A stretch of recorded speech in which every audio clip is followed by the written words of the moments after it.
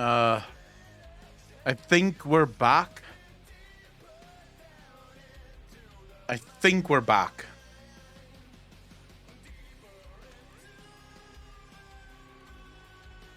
Let me just see if it's at least semi-back.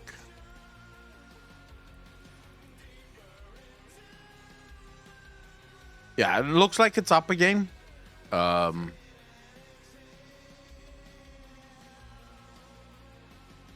Few views and cut out vids. I do appreciate that, Tomago. I'm trying to look for something very specific here.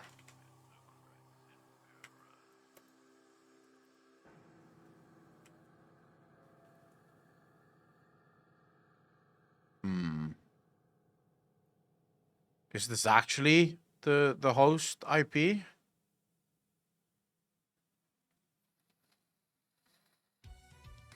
Omi, how you doing, brother? So it's saying this is... If you want to get all the details for all IP, simply use our IP address locator here and search IP addresses ranging from Twitch Interactive. So this is Twitch Interactive's IPs. But how am I going to find the IP of the server that I'm streaming to at the moment? Like, how do you find the exact Twitch server you're streaming to now, its IP?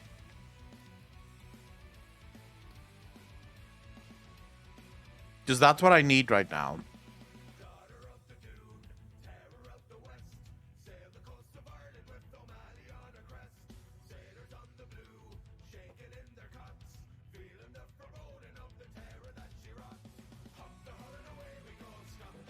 I wonder if you can do it on...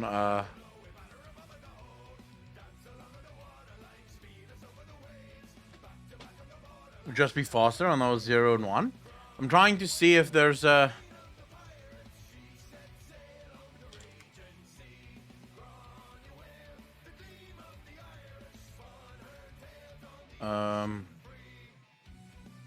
Is it this one? Maybe Twitch Inspector can give me the exact IP.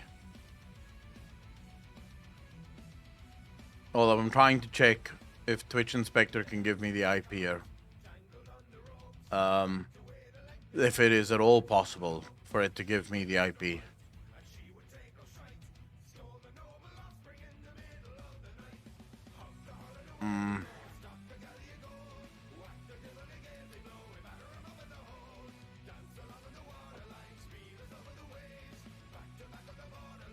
It shows that the stream is up.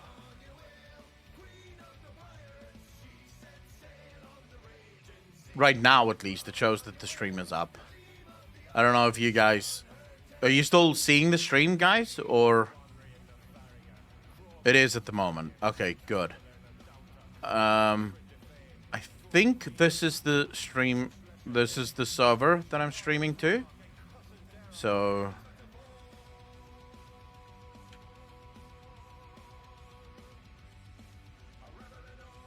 Let's see. Alright, let's fucking see. Hopefully it stays up, but if it doesn't stay up, I actually now can track it. So that should be good. Yeah, so restream will not work. Like, it literally doesn't matter. I stream perfectly fine to the restream servers, and then as soon as it just doesn't go through to the Twitch servers whatsoever. Like, I can watch myself on the restream server, like on the restream website. I can see my stream is live, my stream's doing everything, but for some reason the stream is just not going through to Twitch.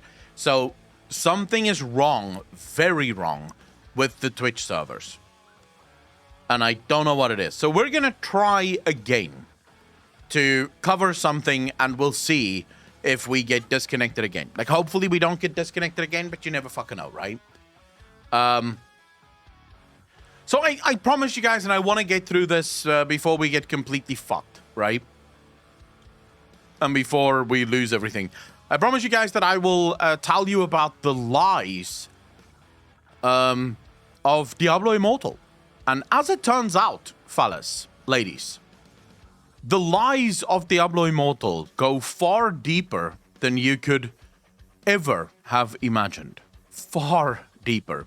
So Diablo Immortal launches to what can only be described as scumbaggery on an entirely new level, right? So if this is EA, and maybe this is Ubisoft, because let's be real, EA is actually much worse than Ubisoft. But EA was the gold standard for scumbags in the video game industry for a very long time. Blizzard have always sort of nipped at their heels, but, you know, for the most part, EA is the uncontested middleweight, heavyweight champion of the world when it comes to being scumbags. As it turns out, Diablo Immortal have overtaken and actually outperformed what anyone thought possible. If this was a battle between the heavyweights of scumbags in the gaming industry, EA got knocked the fuck out in the first 10 seconds of the first round. Diablo Immortal floored EA in every way, shape, and form.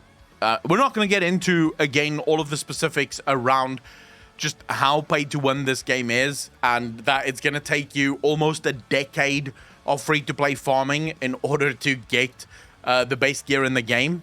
Or if you have a casual $100,000 lying around, you could do it quicker.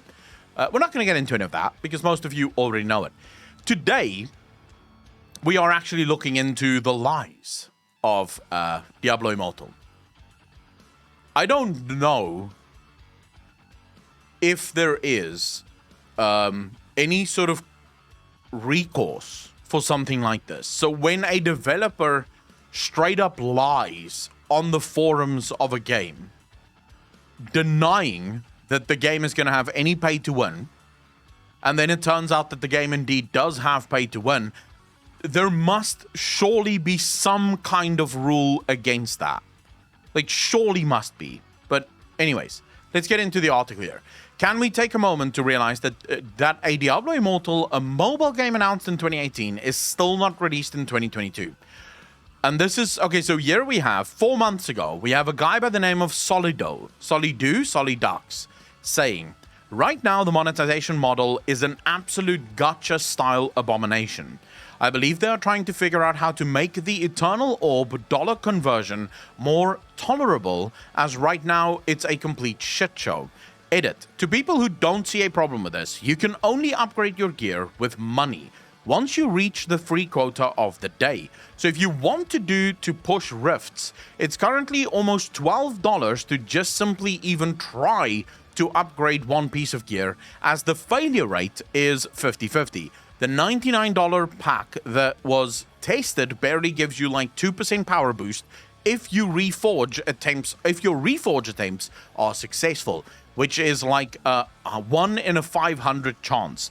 TLDR monetization model is an absolute pay-to-win shit show. The leaderboards and the PvP point system is determined by who spends more money on Eternal Orbs. Here's the blue post about it, and the source is right here. Edit 2, here are some pictures. So what is this blue post and what is the source? So here is our free-to-play approach and values. The blue post. There are 3 primary currency types in Diablo Immortal, earnable through gameplay and paid. Below is a brief overview of these currencies, how they're obtained, and examples of what they are used for. Gold drops from enemies, chests, and other lootables in World of Sanctuary. It cannot be purchased or traded and must be earned through gameplay. Gold can be used for things like upgrading your items and purchasing randomized gear from NPC vendors. Platinum can be earned through daily gameplay activities or purchased with real money. Players can also obtain platinum by selling items via the market. Platinum is used for activities such as exchanging goods on the market or crafting charms. Eternal Orbs are acquired with real money only and can be used for purchasing platinum, as well as other items such as the Battle Pass, specialized reforged stones, crests, and cosmetics. Okay, so this person obviously sort of pushed, probably with some internal information, don't know yet. But here's where we get to the really fun stuff. Wyatt Chang Mr. Wyatt Chang. You all know, remember him, right? The guy that asked, do you guys not have phones? The literal lead developer of Diablo Immortal. He wrote the following. Embrace yourselves, ladies and gentlemen. This is spicy as fuck. I normally lurk here on our Diablo. I like reading all the feedback and taking in the hot topics of the day. I think a reality check is warranted here. Almost all of the facts presented in this post are fabricated. In Diablo Immortal, there is no way to acquire or rank up gear using money. There is no 50-50 system on rank upgrade. The link cited as proof don't link to proof as of the assertions at all. You can choose from a variety of skin tones, including black, during character creation. I encourage everyone to form their own opinion on Diablo Immortal. It's a game myself and the team have poured years of bloody sweat into making. If you're curious about microtransactions in the game, factual information is available elsewhere, or you can check the game out for free when the game comes out. Would you guys say that this is a lie? By all other names, this is a lie, at least insofar as a misdirection. Because technically, he's probably not lying. You can't straight up pay for gear upgrades. But in order to upgrade the gear, you have to buy all of the other things involved in upgrading the gear.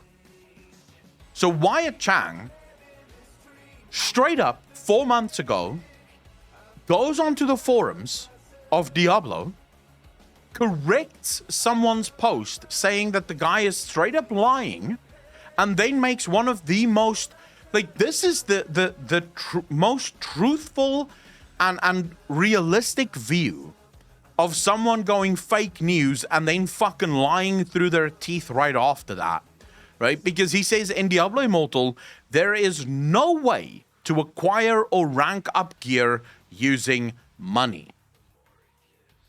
Is that true, or is that a lie? This guy really does, Monley, live in his own fucking reality. Absolutely. It is Food Republic. It is literally the guy, do you guys not have phones? That's Wyatt Chang. It's the lead developer of Diablo Immortal, who straight up, without blinking, went onto a forum and lied to the gaming public. And you are telling me that you trust this company with anything. A company where the employees of that company will straight up fucking lie. Like, straight up lie to their community and to their player base. Spewing absolute bullshit 4 months ago. 4 months. Just, dude, what in the fuck? I think I should actually, there's something that I want to do here.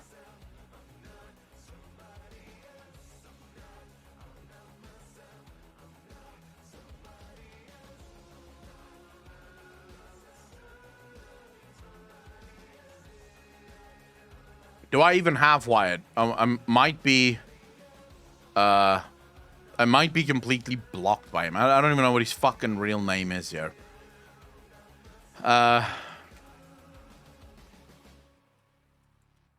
Let's see. So at Blizzard,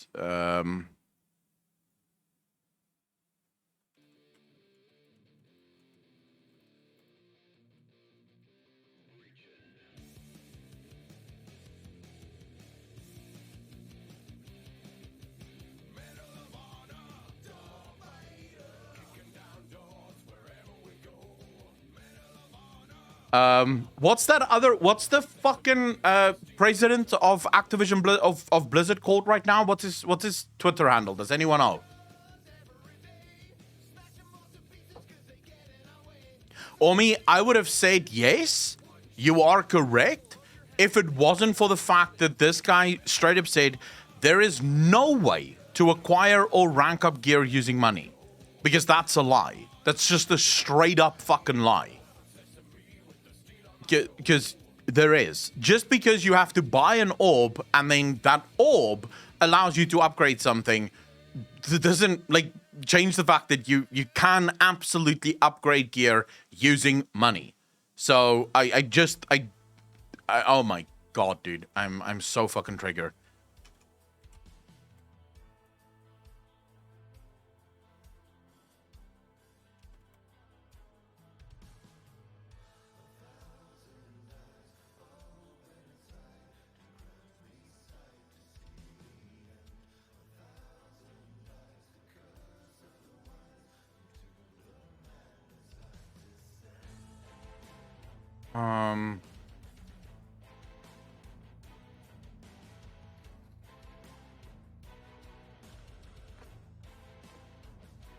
So that is he's Candle Sun. I don't know if I have him, but we'll see.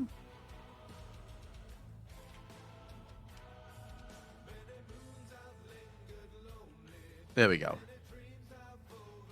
So, at Blizzard Entertainment, would you care to revise this statement, or do you not care much to lie to your players?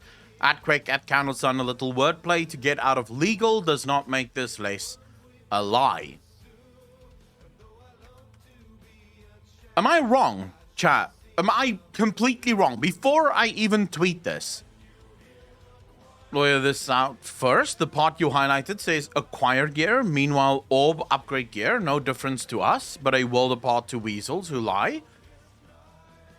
So he says here, almost all of the facts presented in this post are fabricated. In Diablo Immortal, there is no way to acquire or rank up gear using money. Is that not a lie? Because you can absolutely rank up gear using money.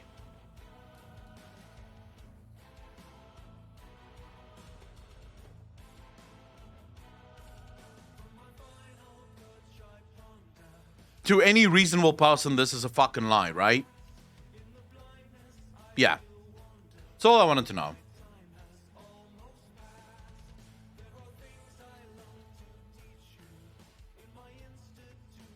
Got the gear for you?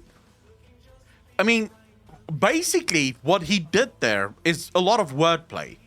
Because, technically speaking, you can't upgrade gear with straight money. You can't go $5, I want to upgrade this to max. Technically speaking, he's not wrong. But, in order to upgrade the gear, you have to buy the crests. The crests then is used to farm the rifts, which then gives you the legendary gems that you need to upgrade. But without spending the money on the crests, you won't actually be able to upgrade your gear. And the true lie comes in the form of him saying there is no way to acquire or rank up gear using money. Which is just not true. Because the only way this is true is if there was no way to buy crests with real money. Then this would be #true. But this is not true because you can buy crests with real money, and the crest is what you need in order to upgrade your gear. So, just a clear fucking lie. Ren, how you doing, brother?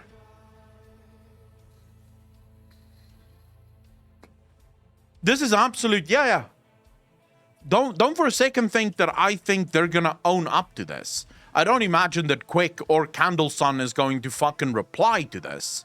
But this is a lie. In literally every other way possible, this is a lie. And you fucks better go like this tweet. Yeah, go like the fuck out of this tweet so we can get some traction here. I'm gonna give you guys the link. Go like that so that we can get some traction on this piece of shit. So we can get some people to fucking see it. The stepping stone, that is the WoW token. That means I have to actually use Twitter instead of browsing it. Just hit the like button, bro. That's all you need to fucking do. Just hit the like button. That can't just shite. If you use Twitter, just hit the like button. That's all I ask for. Because this, to me, is disgusting. Absolutely fucking disgusting. If you can retweet, that would be brilliant. But if you don't want to retweet, that's fine. To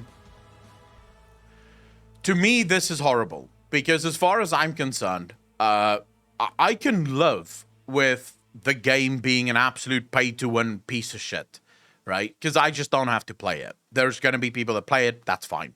What I can't live with is that you actively 4 months ago, and let's be clear, 4 months ago, they already knew that this was the level of scumbaggery that they were going to dip to.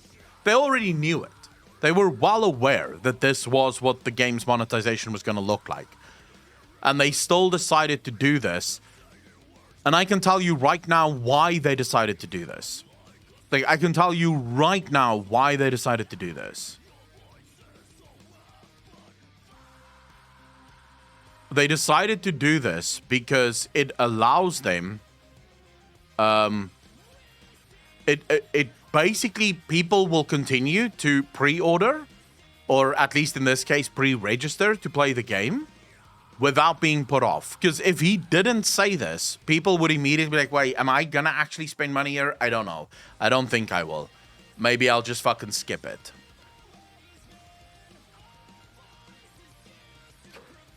To bot link.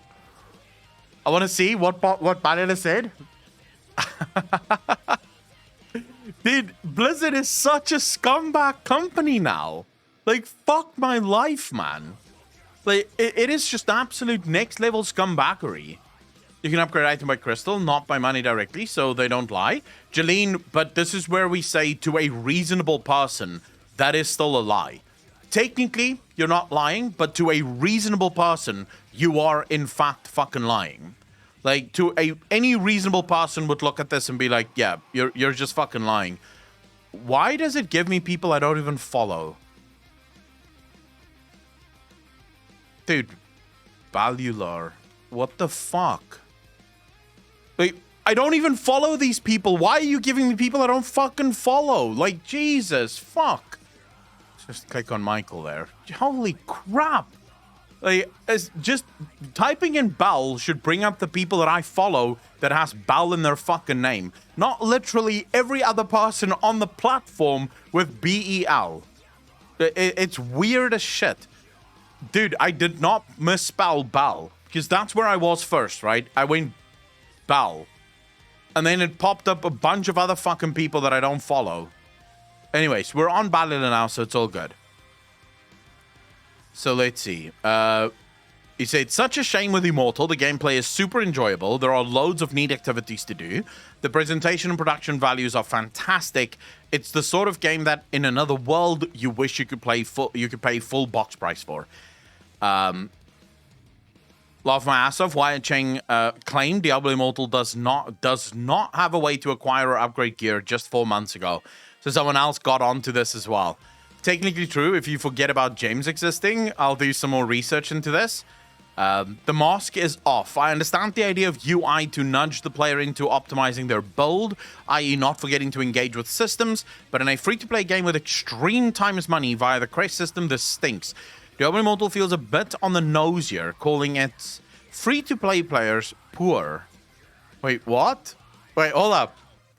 Upgrade equipment, my rating poor. Jesus. Why was there a magnifying glass next to Delphine? Is there a magnifying glass next to Delphine? I don't even know that. Free to play? More like free to poor? Pretty much, right? My rating is poor. FYI, you can power up the loot of a rift by inserting up to 3 crests. That can be 3 legendary crests, £6. You get a single rare crest daily. Okay. Fuck man, Morbius. So what is Desmophisto saying here? To people hand-waving or defending predatory microtransactions, I'm sorry, but fuck off. These things specifically target neurodiverse individuals and take what little money they have.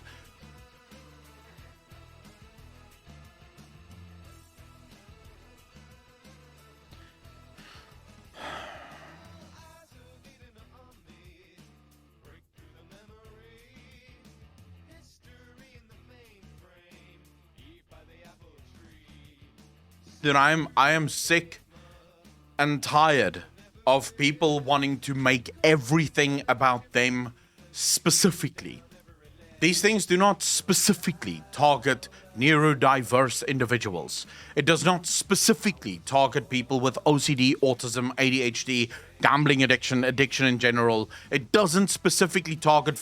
It specifically targets all gamers wanting to play the fucking game. It specifically targets children. It specifically targets everyone. That's what they're going after. That's why they have all these psychological tricks, because what they're trying to do is turn everyone into a payer. Desmond Fisto, you and I absolutely agree on everything up until the point where you tried to insert my ideology here. Like, just stop fucking doing that, because that's not how this works. Is it true that neurodiverse individuals suffer more from these microtransactions? Absolutely. But it's not necessarily who is targeted through it. If that was the case, they wouldn't do nearly as much work to try and get everyone psychologically hooked on it. They are trying to turn everyone into a payer. From a player to a payer, that's what they're trying to do. It irks me when everything is seen through whatever lens I happen to think my life is all about. Like, every single fucking lens, there's going to be gay people that think that all these microtransactions target gay people specifically. And then there's going to be minorities that think all these microtransactions are targeting minorities specifically. So really, it depends on whatever fucking ideology you belong to. That is the people that's being targeted here. No, this is targeted at the general gaming population and trying to convert them into payers. That's it. That's the end of the fucking discussion. That's really it. That's as far as it goes. It is disgusting. No matter who is being targeted, it remains disgusting. They're going to turn us cheap-ass people into payers. It's targeting the general public. Cast the widest net. Exactly. It fucking annoys me, dude. It fucking annoys me.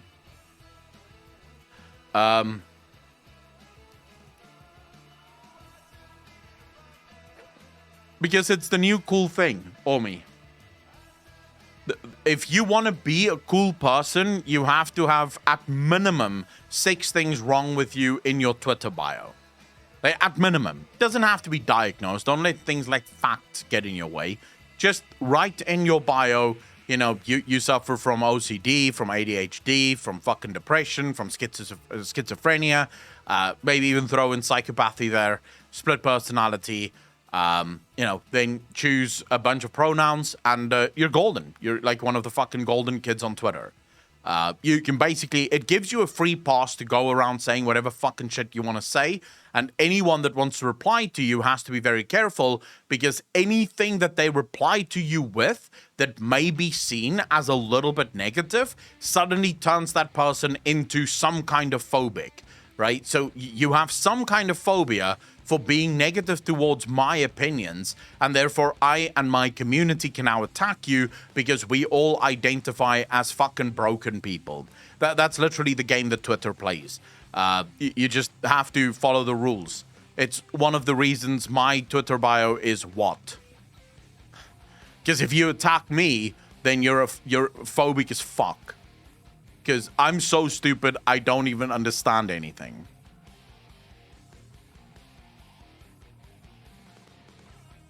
And cause them to perhaps develop one of those? Also, yes. Yeah, the issue is it definitely has a greater effect on people with neurological issues. Definitely does have a greater effect on them. But that does not automatically mean that it literally targets those people, because it's clearly targeted towards as many people as possible. I mean, 15 years ago, every college chick would claim she's bisexual, even if she wasn't. Now it's progressed worse than that. Dude, the amount of girls that I know that claim that they're bisexual, and then you ask them, so have you ever been with a girl? No. I've kissed a girl. It's like, yeah, but have you eaten pussy? No. So then you're not bisexual. No, but I would. Then why haven't you? Oh, I've had a string of boyfriends and, they weren't cool. Dude, what the fuck? If you were actually bisexual, you would have eaten a pussy by now, right? Like, maybe just one at the very fucking least, but you haven't eaten a pussy yet, and yet you're claiming that you're bisexual? I'm gay too. I haven't sucked a dick yet, but, you know, I could claim it. And if you say, well, have you sucked a dick yet? I could just go, well, you know, I've had a bunch of girlfriends and they're not cool with me sucking other men's dicks. Basically, I'm a millionaire, by the way, guys. I'm a millionaire. I don't have $1 million in my bank, but that's just because I'm poor. But I am a millionaire as well. I could claim fucking anything, right? I don't have to, like, I could just claim whatever the fuck I want. And it is true because I claimed it, right? I pledged it and therefore it happened. Necessarily, but I get what you were saying. In my opinion, it's about sexual attraction. The issue is if you are bisexual, your sexual attraction would have at some point led to you at least hooking up with someone from the opposite sex. You would have had some kind of hookup, especially when it's girls that have been single during their claim of bisexuality. They've been single, so it's not like they've been in a long-term relationship that's just been very committed and they've not had time to eat some pussy. It's that they've been single, and in all that singleness, they've never found a single girl whose pussy they can eat. It's bullshit. It's what it is. It's bullshit. They're claiming it because they too want to be part of the movement. And it's sort of like, look, it's great that you stand with people that's gay and bi. Go for it. But you don't have to be one of the gay and bi people. You can absolutely be friends with gay and bi people. You can absolutely be like, hey, let's not be mean to people that like sucking dick or people that like eating pussy or people that like same-sex relationships. Let's let them live their lives without them fucking joining in, right? If you're not part of that community, that's still fine. You can still support the community without being a part of it. Gated woman, and it just didn't reach that level. The Grey, I guarantee you now that the vast majority of women that claim that they're bisexual but never have they been with a woman sexually are literally just fucking lying. Kinara, how you doing? I'm a bisexual basement dweller. I've been in 0 relationships, but I'm single. Dragon Tamer, you're just an asshole. That's what it is. P-Play, Stacks for the Primes, I did really appreciate that. 2 months in a row. Thank you, thank you, thank you. Dude, it's so easy these days to just claim whatever the fuck, right? And then just live with it. That's it. Just go like, yeah, this is me now. And then everyone just has to accept that this is you now. It's bullshit is what it is. But hey, you know. It just annoys me. Is what it is. It literally just fucking annoys me.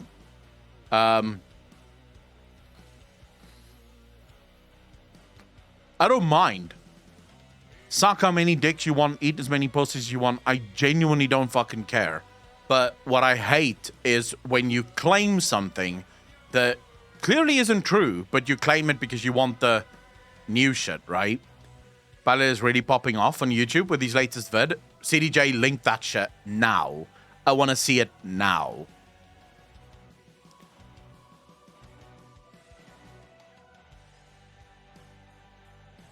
Come on, boys. Let me react to this shit. Let me just enjoy the absolute degeneracy. This is fucking content, bro. Like, one thing you can't take away from Blizzard Entertainment is their affinity for making all sorts of content just absolute reality, you know? You can't take that shit away from them. They're so good at it. Well, everyone, hot off the news that Diablo Immortal has, of course, been banned in the Netherlands and Belgium for how it's monetized, the Bureau of European Consumer Unions has released a full report, right?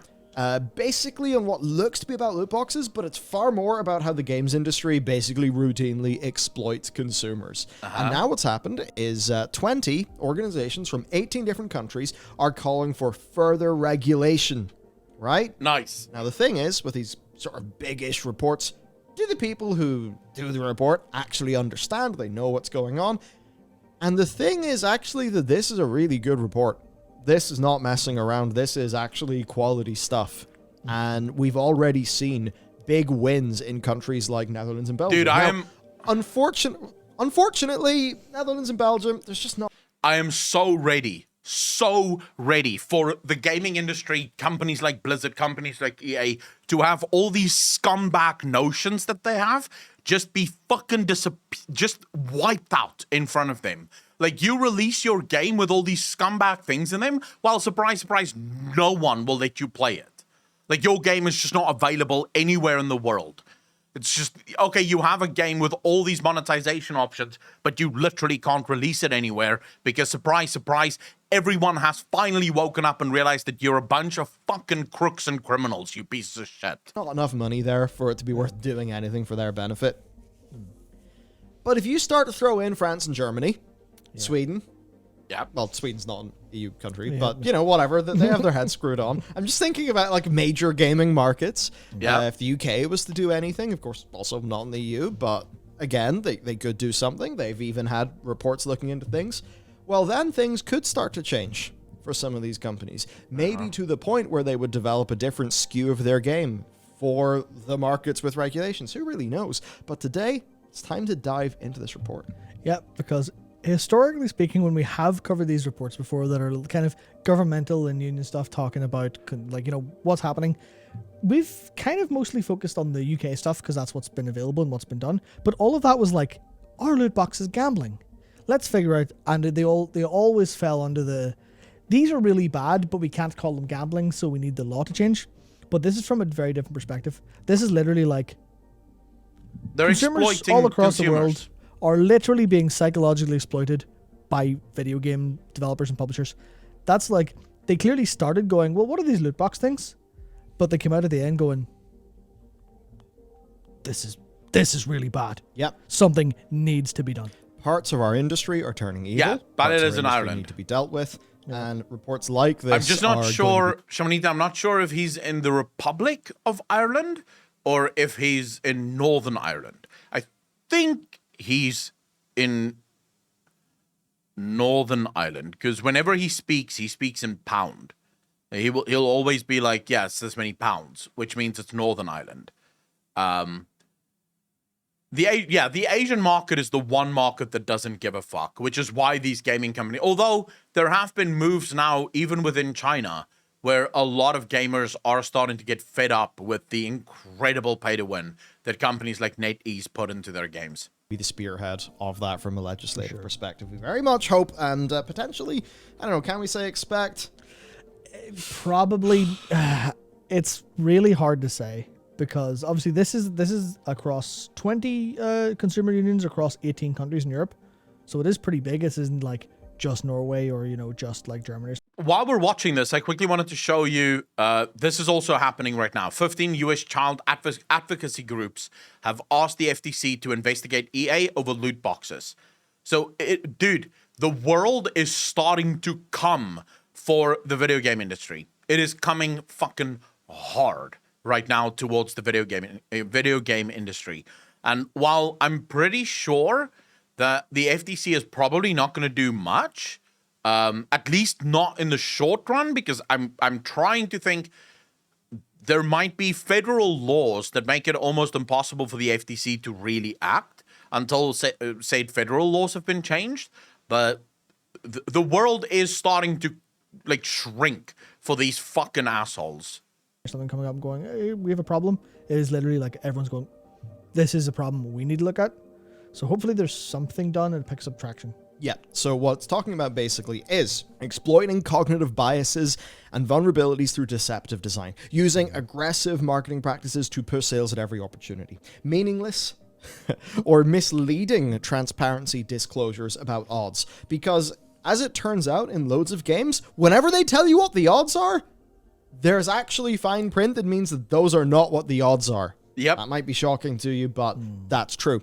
Opaque algorithms, skewed probabilities, using layers of virtual currencies to mask or distort how much things actually. Dude, how much is that Diablo Immortal? Using layers of virtual currencies to mask or distort real-world monetary costs. So, and almost every single fucking game now has this, where you have like 5 or 6 different currencies, each doing different things. Like one currency one currency is being bought using real money.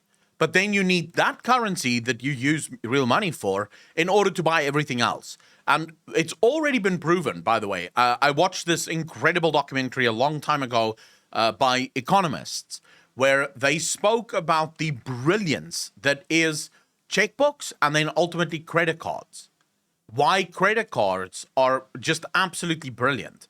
As it turns out, when and they did this study, they took like I think 100 people on each side, and they gave 100 people cash and cash only, and the other group they gave credit cards, and they had to live like this and spend their like just day-to-day stuff. One group using cash, the other one group using credit cards, I think for a year. And then they sort of compiled all of the expenses at the end of every month. And then at the end of the year, they looked at how people had spent money.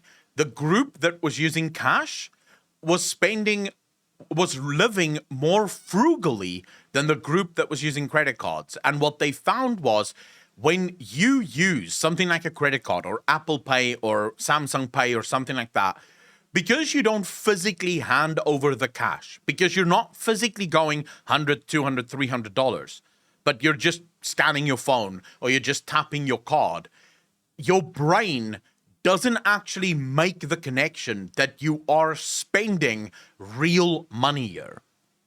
Like, your brain distorts it into thinking it's cheaper or just less, like, horrible to spend that money.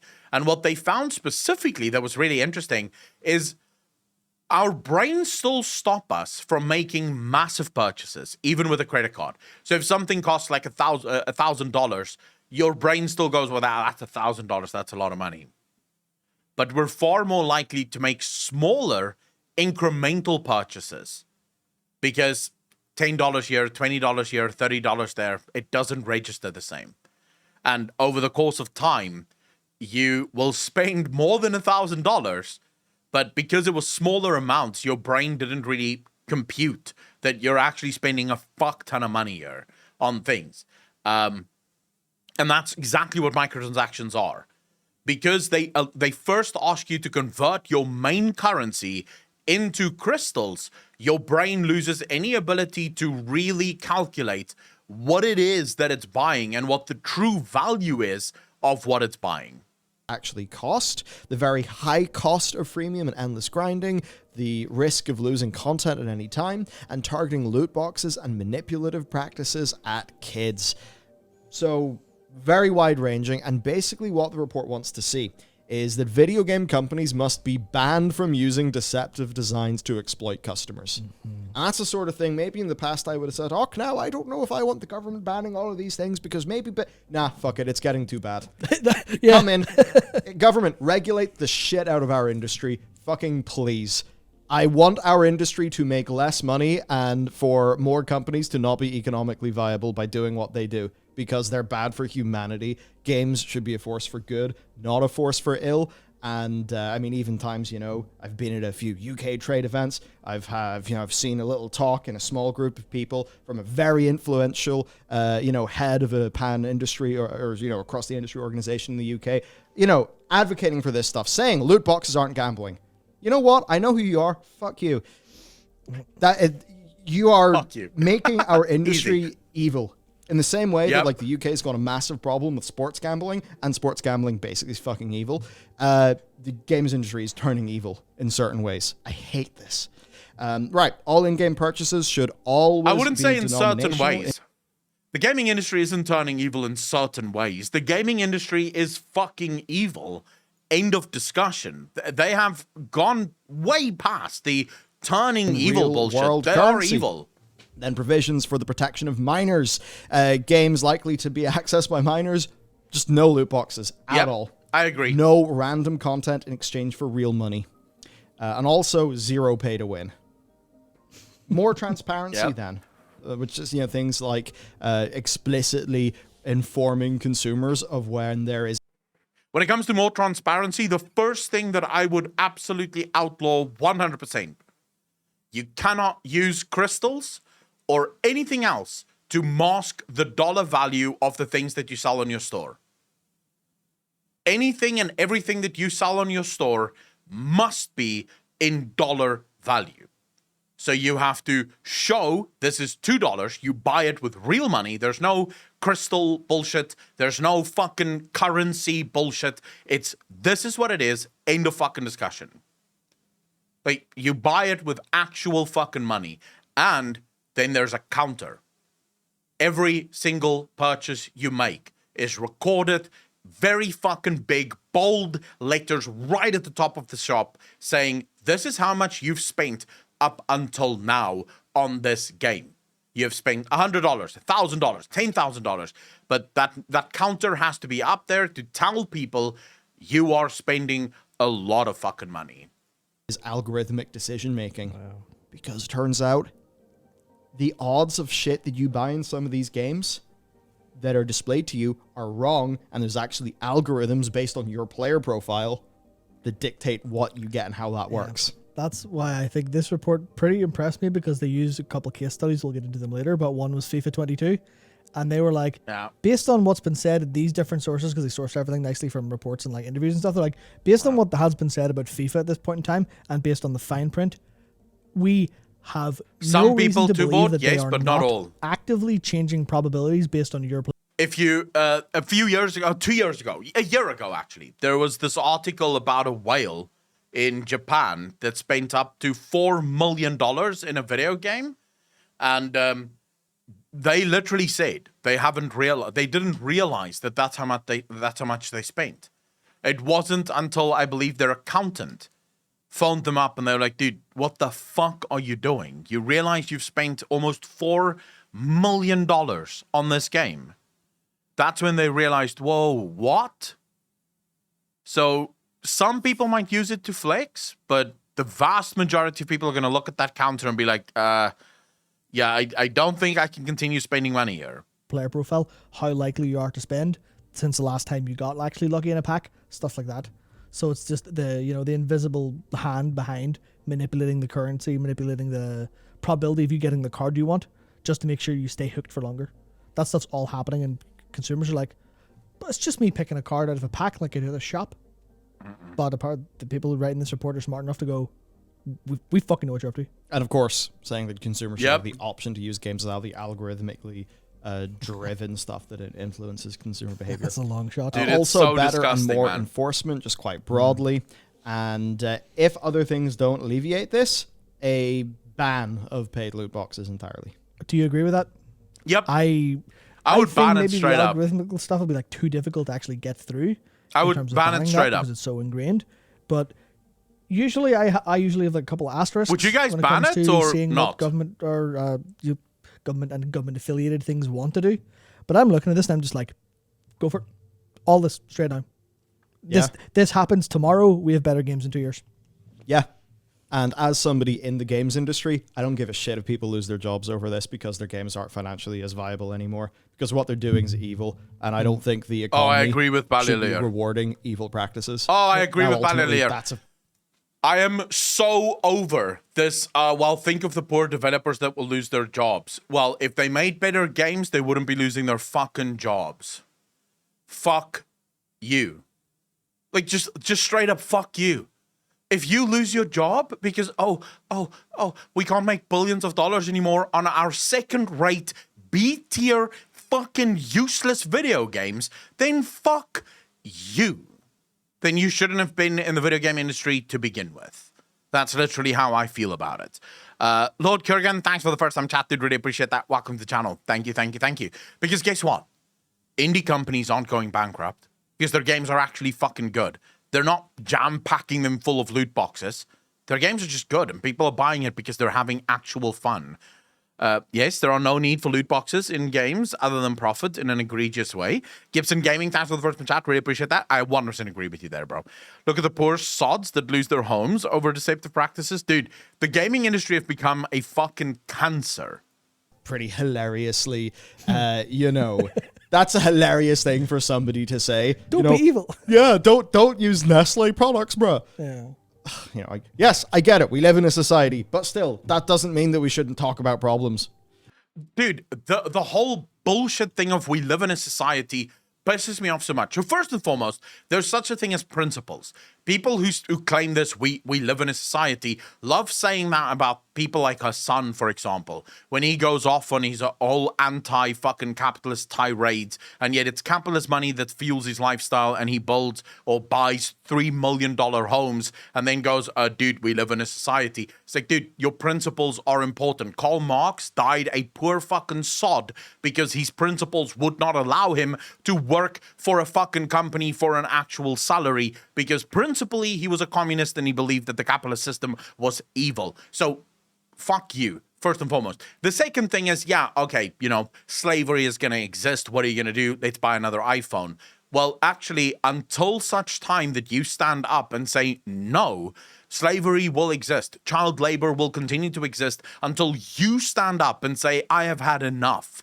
And then guess what? That's how society changes. It doesn't change by you just tweeting, oh yeah, fuck child labor on your iPhone. That's not how it changes.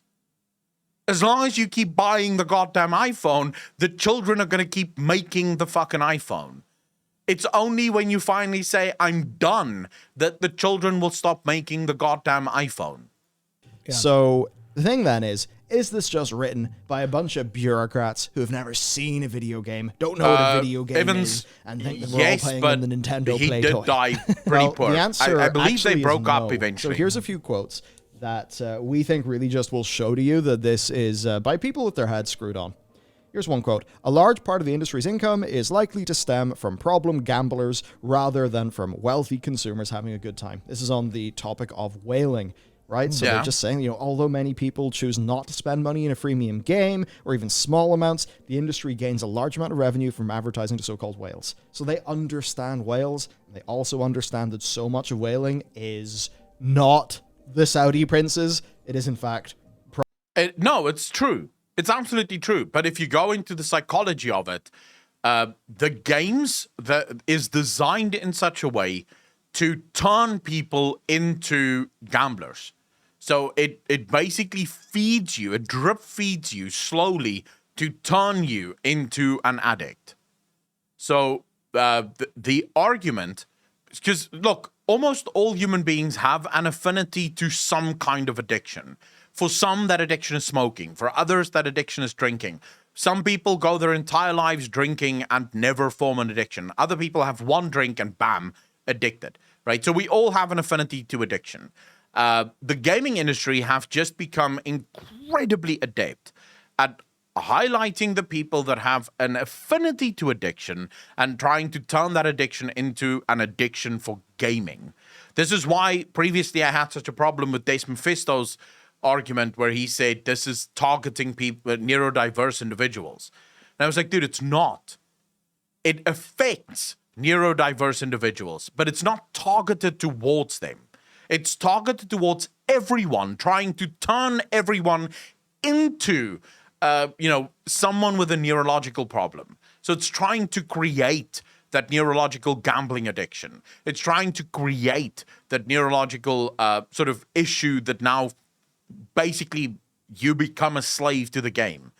But it is targeted towards everyone. It's trying to cast the widest net possible to turn more players into payers. Problem gambling just happening again. It's the same psychological stuff. For virtual currencies, they demonstrate a full knowledge that coins, gems, primo gems, orbs of whatever, that's all just Blizzard or whatever company just smearing Vaseline over. This is all money. Yeah, so they understand that. Yeah. Pure smoke and mirrors. They know that. They know exactly what it's intended to do, so they know what they need to do to stop it and how much they need to stop it. Ren, I am so sorry. Yeah. I can only apologize. So to get on to things then, deceptive design. Now this is what I like. They're not just talking about, oh, the loot boxes are bad. No, they are talking about how the actual design of the games is inherently deceptive. Since loot boxes can usually be bought and opened at the click of a button, the friction of making in-game purchases is almost non-existent. They also mention, right, there's basically no safeguards. So with online purchases, the EU has a 14-day cooldown period, and for physical purchases, they have to be delivered or, have to go out and buy them. But with games, there's no right of withdrawal. There's no refunds, there's no nothing. So you Yep. just don't have the usual things going on that add some friction or consumer protection when it comes to purchasing goods and services. They may include compelling or confusing visuals. Bing, bing, wahoo. In-game currencies that have multiple exchange rates and obscure the real cost of purchases and entire It's why they aspects use of the game crystals, design. right? If you look at some of the mobile games especially, so many things are just so hard to make comparisons between, are so confusing. You don't know what direction up is. You don't know where north is anymore because you're all turned about, and that is how they want you. Yep. Games fabricate time pressure or to influence decision making, or use trusted characters to exchange or to encourage purchases. Right? It's like, oh, that's freaking Aragon wants you to buy a loot. Dude, Diablo Immortal is doing all of these things. There's actually someone linked me a screenshot of it, where it pops up saying buy now 80% off. Limited time offer. And it's not a limited time offer, right? So it's not limited time. It's going to be back tomorrow or probably in an hour. But they know if they say limited time offer, you think, oh my God, if I don't buy it now, I might never get it again at this price. I have to get this again at this price. Oh my God, I have to buy it now. Or like Diablo Immortal have these weird value symbols. So if you purchase something, it will go 800% value or 1,000% value. It's like, value of what? Like, what is the value of this thing based on? You have no baseline value in any of this. You're just sort of making shit up. You're just making fucking things up here. By the way, guys, a sub to my channel is literally worth 1,500%. That's the value of a sub to my channel. 1,500%. Box and Lord of the Rings Big War. It's made up. Cool. It's based on I nothing. like Vigo. I He's just pretty like cool dude, and he the wants me to buy sound a of box. 1,500%. Yeah. Also, the fabricated time pressure. Yep. It's like how many times you even go on a website and apparently the fucking deal's going to expire in 3 seconds, but you refresh and all the time is reset again. Yeah, there's actually a fun example of that I have where Citus 2, the rhythm game, Objective every time I open speculation. it, You offers can't me a prove that. 48-hour Hearsay. limited sale for like a bunch of characters. And like, in terms of how I feel about that game and like how it's monetizing content, and it's literally just here's more content you want to buy, I think generally quite fair. I'm happy to buy stuff in that game, but I'm just a little bit pissed off every time I know when this timer runs out, it will reset. Yeah, because of you've course it offered me will. the same 48-hour limited sale for a year. Tons It's just of a it, rolling Every single 48-hour time. sale. It's Yeah. like a I'm furniture actually store. probably getting Yeah, used exactly, to it. I and think. it's bullshit. It is. They are lying to me to try to make me feel like I should buy this now, Yep. and that's Scumbags, dude. It's I'm fucking going through this scumbags. report, which it's a very chunky report. So Matt did a lot of work to condense this down for you. They mention FOMO, they mention sunk cost fallacy, survivorship Dude. bias, the gambler's fallacy. They mention those things by name. They describe each of them. They accurately explain how they are used in video games. Again, showing that this is a competent report by people who actually understand. Dude, this is the gaming industry's worst fear, by the way. This is the gaming industry's worst fear. That someone would finally write a report that actually understood the gaming industry's plans. That actually understood all of the jargon that they use. And looks through it and actually goes, nope. Because that's why they make it this difficult. I don't know if you guys watched the when the EU, the European Union, was questioning the people from EA, and then you listen to these people from the EU, these politicians speak to the people in EA, and you just realize these politicians don't have a fucking clue what they're talking about. Like, the politicians don't know any of this. They basically get handed a fucking piece of paper, right? With the UK Parliament, excuse me, it's from the UK Parliament. They get handed a piece of paper by one of their aides with like a bunch of questions that they have to ask. They ask the question and then the guy provides the answer and they don't know whether his answer is correct or not. They have no clue. They're sort of, that's the answer, thank you, right? The gaming industry made this entire system this complicated because it was hoping, or it was counting on politicians just being fucking assholes that don't really deserve to be there and don't know what the fuck's going on because most of them are boomers that should no longer work, but somehow they're still in government, which I guess makes sense. Understand the issue. And that's what's really important, because whenever these reports, or maybe there's like a hearing in front of members of parliament or something, and if the basis they're all operating off is by people who don't really understand games that much, Yep. it's so easy for the game companies to just sit down and bat away all the arguments. Yep. But when it's Yep. accurate, then the hits can land. And they're talking about how the randomness and the design of loot box mechanisms, how that's raised basically accusations of being comparable to virtual casinos. Make no mistake. Yup, comparable indeed. Stronger, I would It say. is Yeah, I mean, Yep. indeed. casino's just money I in, money agree. in, money in, I money in, concur. money in, whereas this is money in that's then tied into a whole thing that's trying to work, and every freaking brain chemical I can think of. Then talking about how the aesthetics surrounding purchasing and opening the loot boxes have, basically what me and Matt call bing bing wahoo. Yep. Yep. Right? The design of the loot boxes, the whole experience is extremely carefully tailored based on behavioral psychology, player feedback, and user data. The digital nature of games then, of course, means the developers can continually Dude, this is a have great live report. feedback telemetry Just for all of this. How long So before they can just be governments behind, actually take behind the action? machine, Because tweaking governments knobs. tend to not I take mean, imagine action. if you go into a casino, Not but quickly, anyways. you have, and I know this kind of happens to a degree in some, but full on, you have like a full player profile, and as you are playing a slot machine, it knows who's sitting in front of it, and it's just changing everything. Yeah. Even like it's even all the casino stuff, but it can just be done with so much more specificity within the games industry Oh, yeah. because of the tech, the data. Yep. I mean, they use all of this tech to offer us targeted ads, right? You're not going to ever really see a targeted ad for something that you don't use. This is why so many people will say, I was on WhatsApp saying to someone, I need a new hairdryer. And suddenly, hairdryer ads fucking everywhere, right? They already know how to track what we do. And gaming companies make use of this. How do you play? So what kind of gameplay do you engage in? Because that is what we're going to offer you on the store. So we're going to offer you the things that you care most about. If what you care about in the game, if the game realizes that all you really care about is cosmetics, the store is constantly going to push cosmetic loot boxes on you, more cosmetic purchases, while also trying to get you into all the other purchases, but it is going to lean towards cosmetics more because it can actually change in real time. It can cater itself to your needs very specifically. Of the Department of Ministries, when shit happens, not everyone goes after the same thing.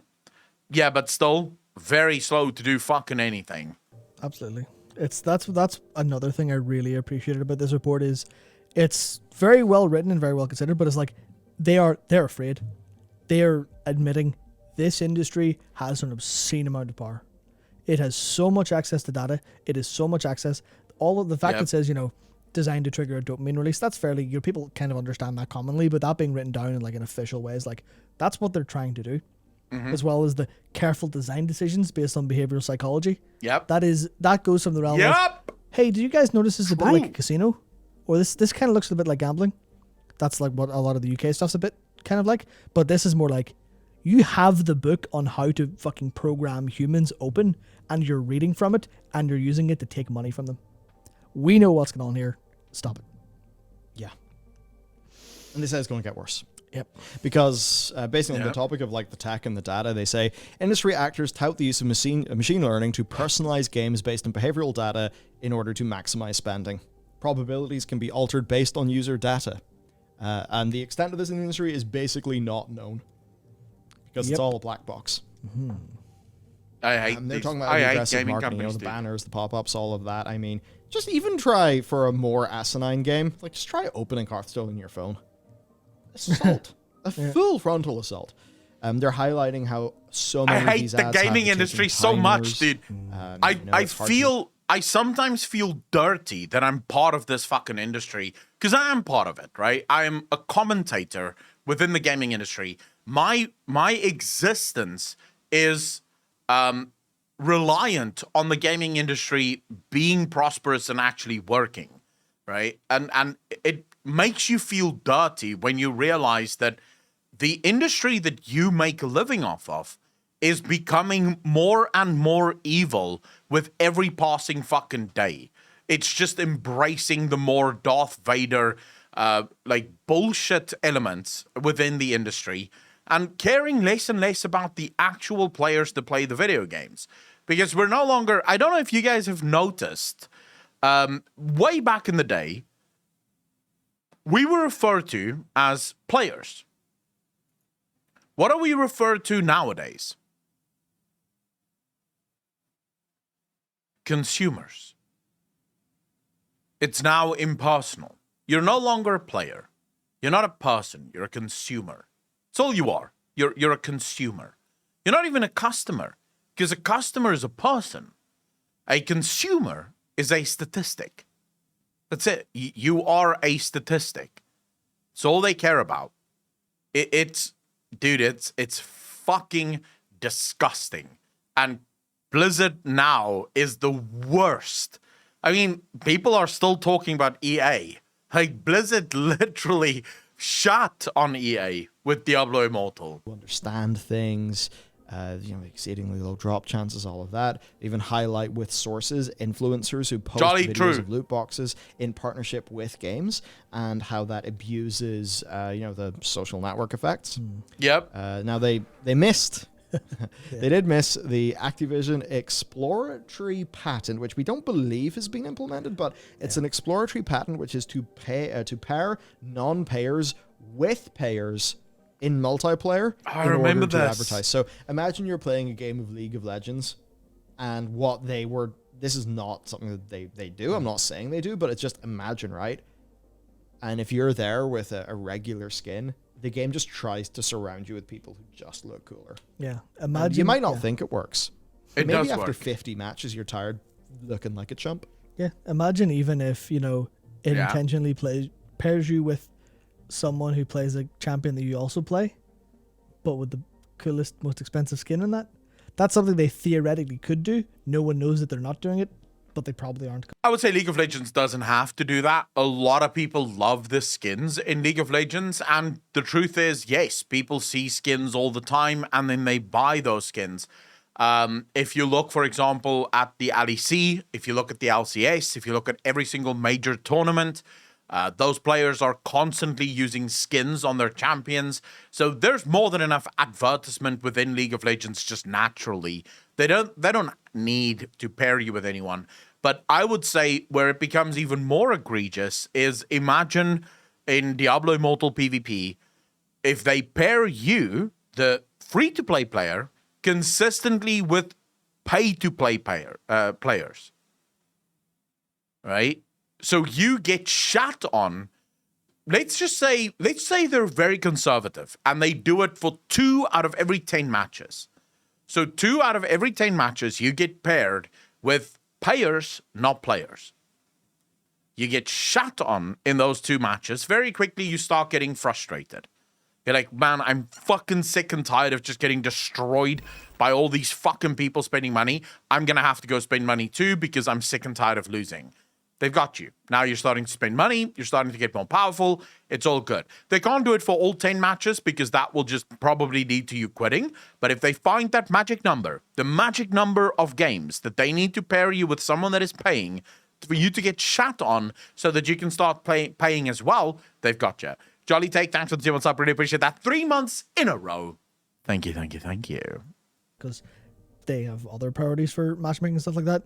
But it is just that case of, this is stuff they can do. Yes, this is Aaron. the stuff that they have the power to do. But no, it's not the Battle Immortal vid. This is a new report out of the gaming industry. Final point they make about just endless grinding, basically, and then we have to go into 2 blowing the case lid studies off of first what one the is gaming FIFA industry is 22. doing. The second one, it is the innovative mobile RPG with true hero characters that is taking over the world. Oh, look! I've got raids! It's Raid Shadow Legends, folks. Okay, so what they say about endless grinding basically is it's not uncommon for the new players to receive a starting reward of significant in-game value, ensuring smooth and fun gameplay for the first few hours or days. Now, this serves two purposes. Number one, get hooked by investing your time and your effort, Yep. and to give the impression that the game is generous the more you play it. Yeah. But after a honeymoon period, it's over and it's time to start extracting revenue. Dude. The friction Dude, this is like fucking drug dealers. The first heroin hit is on me. Because after that, you have to pay, and now you're addicted, so you will pay. Like, the first cocaine line is on me. And then after that, hopefully you'll start buying. This is literally drug dealers. Drug dealers figured this out years ago, and the gaming industry is literally just doing what drug dealers have done for a very long time. The first one is on us.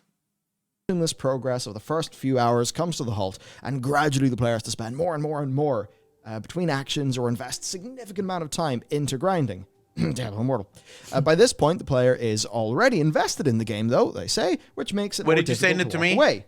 It's the sunk CD? cost fallacy, which is terrifyingly present in humans. Yep. And the tendency then to add busy work, for which players are encouraged to do, or to just pay real money to skip. They say that has received criticism from consumers, not only of freemium games, but also of major video games selling at full price, to the point at which this practice has also been extended towards. How many, quite a few big games that even have pay to skip stuff, even though you pay a lot of money to get in the first place. Yeah, But where, that's what I CDJ? think is great. On They Discord. actually- they've been doing the research. Went, this is happening in full price games too. They've not taken just a mobile look at games. Valhalla. Basically, yeah. They've just went on Twitter and searched monetization in games. Basically, oh man, brutal. Now then, as a bunch of sweaty core gamers, we might not all be playing FIFA 22, but I think we're all aware of just how rough it is. Well, it's always nice to have a nice summary of what the latest FIFA has done, because I want to see what the CD, are latest you fucking innovations serious right now? in this industry are. Yeah. So, case study 1, FIFA 22. In 2021, internal documents showed that EA designs the FIFA games to drive people towards FIFA Ultimate Team at every opportunity, and this is where they generate their post-sale revenue. And FIFA Ultimate Team is a large proportion of Electronic Arts' overall revenue. 26%. Shocking. CD, but I'm not seeing 1.62 it. billion, I think, from FIFA Ultimate Team. Now, of course, the quickest way to get your card packs in FIFA Ultimate Team and the coins, that's just by purchasing and then spending your FIFA points, right? Now, according to players of the FIFA community, the report highlights, obtaining the highest value players through regular gameplay may take thousands of hours. A little bit like getting your character vaguely close to maxed out in Diablo Immortal. Yeah. 10 years of dailies. They, of course, point out how promo packs appear, but are usually only there for 24 hours. Fortrex, do you truly believe that it's not it's on fucking purpose? By the way, it's on purpose, Fortrex.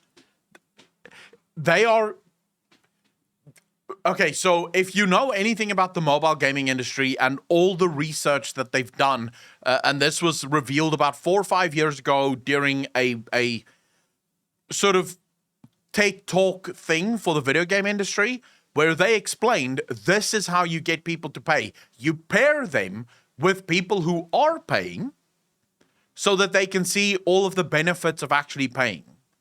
Because the community effect is incredible. When the people who are paying start putting pressure on the people who aren't paying to pay, people who aren't paying are more likely to start paying. So now dumb tryhard whales are acting as enforcers for Blizz and their racket. I'm seeing reports of poor free-to-play players being kicked from groups for not having crests to put up, as the loot affects the entire party. Dude, this is just fucking disgusting.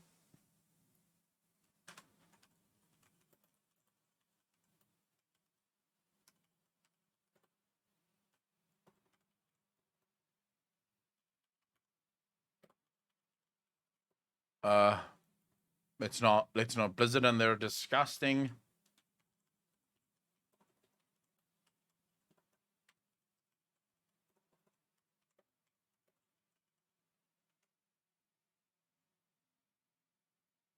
which of course triggers the fear of missing out. Yeah. And since the game is competitive in nature, being football, players are going to be matched up with It is opponents drug dealer often who tactics, have 100% better what it cards, is. and that puts them at an in-game disadvantage because they have not paid money.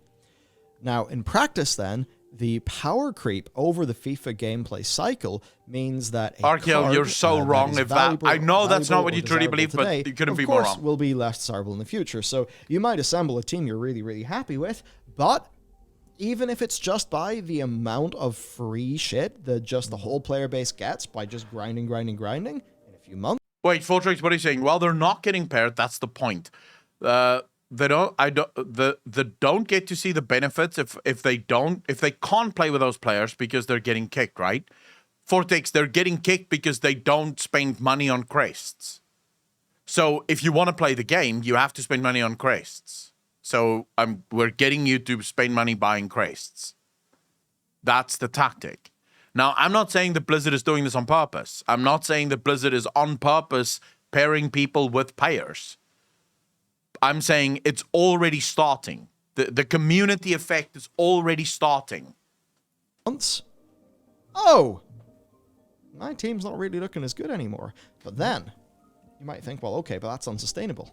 Remember, FIFA Ultimate Team is reset every single year, and that means that they can balance the level of baseline progression throughout the 12-month game Congratulations, cycle Super to Saiyan. be good enough that there's always going to be that pressure to get just a little bit ahead of the curve by buying some packs. Yep. They are very, very smart. They do not make $1.6 billion a year by accident. Yeah. They do it very, very intentionally. Very Yep. much so. And here's something that FIFA players themselves might not even be aware of. This is called out by them. As stated in a tiny disclaimer when inspecting FIFA pack probabilities, the, quote, contents of packs are dynamically generated. This is vaguely worded but implies that probabilities may change in real time. The enormous amount of real-time user data that is available to developers means that probabilities can potentially be manipulated in real time in any number of factors, all with the objective of incentivizing and maximizing spending. They then ran just True. a quick calculation, and I mean, yeah. Mortal's going to come in here and wipe the floor with the EA. So they ran a quick calculation, right? So if you wanted the Team of the Year promo card for Kylian Mbappe, who's the cover star, which was prominently featured in the game, you would have to buy an average, get ready, of 847 jumbo rare player packs costing 1.7 million FIFA points, or 13,500 euros. So, man, I hope Kylian has a bit my of a. Lord, dude. I hope he has a bit of an affiliate deal going on here. He is going to be generating some sheer revenue. I suppose he did get a lot of money to be the pack, the featured Almost certainly. player. But there you go. Now, dude, it's so much to reach scumbaggery. the man. average probability to get a single Team of the Year card would take 12,000 games, or around just a cheeky wee 2,500 hours of gameplay. Now, remember, 2,500 hours of gameplay.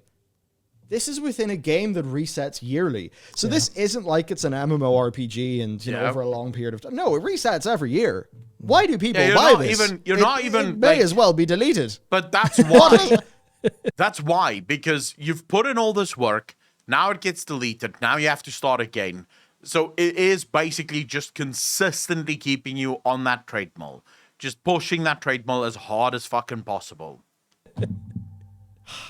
And also, all the cards are only available for a week or so.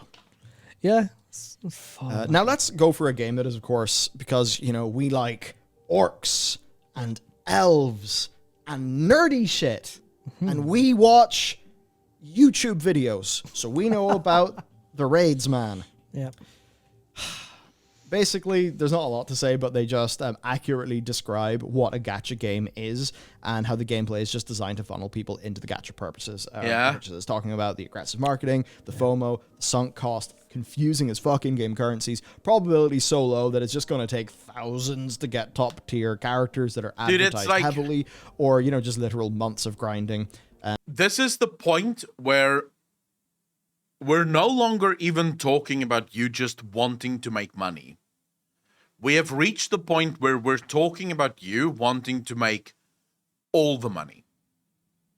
Like, you have designed your game in such a way that no amount of money is enough. You want all of it.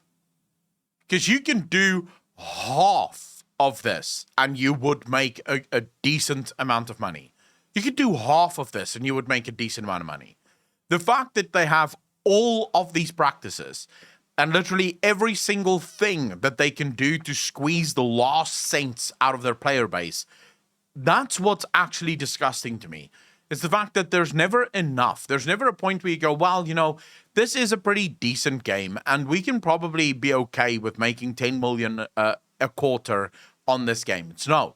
We want to make 5 billion per quarter on this game. If we're not making 5 billion per quarter on this game, we're not happy. And then they finally get to 5 billion per quarter, and they're like, well, actually, we want to do 10 billion per quarter. Otherwise, that's not good enough. Saying that the average consumer is poorly versed in understanding probabilities and is highly susceptible to confirmation bias and the gambler's fallacy when odds or other probabilities are involved. And it also just highlights the use of dailies and weeklies to build habits and the bandwagon effect. Here's a good example. Like, all the people who just, they'll do Ice Crown Citadel every single week to get Invincible. Yep. Imagine if you could purchase Invincible. Or purchase a booster that would give you a higher drop chance for all cosmetics in a World of Warcraft raid. Now, I'm not saying Blizzard will ever do this for World of Warcraft. I do not expect that. I know the WoW team would fucking revolt if they were asked to do that. In no way do I believe I don't think they would actually revolt, but anyways. That is what all of these companies making these new games are trying to do. Yeah. They're just... Arkiel, what? It's not about fuck Blizzard. It's about fuck the gaming industry, dude. This is not a Blizzard problem, Arkiel. If this was just a Blizzard problem, that would be a whole different story. This is an actual fucking game problem. Want to get a link to it so I can share it? Vortex, I'm not sure if they actually have a link to the... they may actually. Insert coin report. I think it's this one. Is it this one?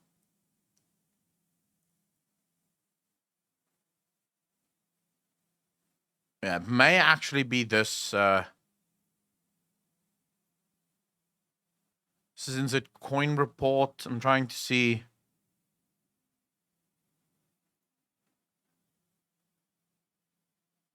This is just the PDF. Oh, this is the PDF. This is literally with the entire thing. Okay, so I'll link it to you now, because this is probably the one that you're gonna want. I mean, Blizzard is one who is now pushing line again, like it was EA last time, etc. Thanks to that push, other companies will be like, you are correct, Arkiel. You are correct. It's 100%. Blizzard is now the one pushing the line, right? But Blizzard is just pushing the line so that other companies can follow. And then we'll get another company that pushes the line even further. Just everything that, used to be... Every gaming convention that used to be like solid, everything they can possibly pervert and turn it into a monetization festival, they have, and they will, and will continue to do so. Yep. Yeah. And just preying on you in every way they possibly can. And I think ultimately their conclusion is basically the same as mine. Yep. The games industry can't be trusted to self-regulate. We need to be regulated. So to every government, moral game developers should now be advocating for government regulation of our industry because our peers cannot be trusted not to tarnish. It's not about that they can't be trusted to self-regulate. There is not a single company in the history of the world that has ever regulated them. Never self-regulated. There's never been a company in the history of the world that has done this. Self-regulation is purely the act of consumers forcing regulation upon a company. So it is when consumers decide, fuck you, and you start losing sales, that you then go, right, we have to stop being bastards. We really have to stop being bastards. A great example of this is what happened in South Africa.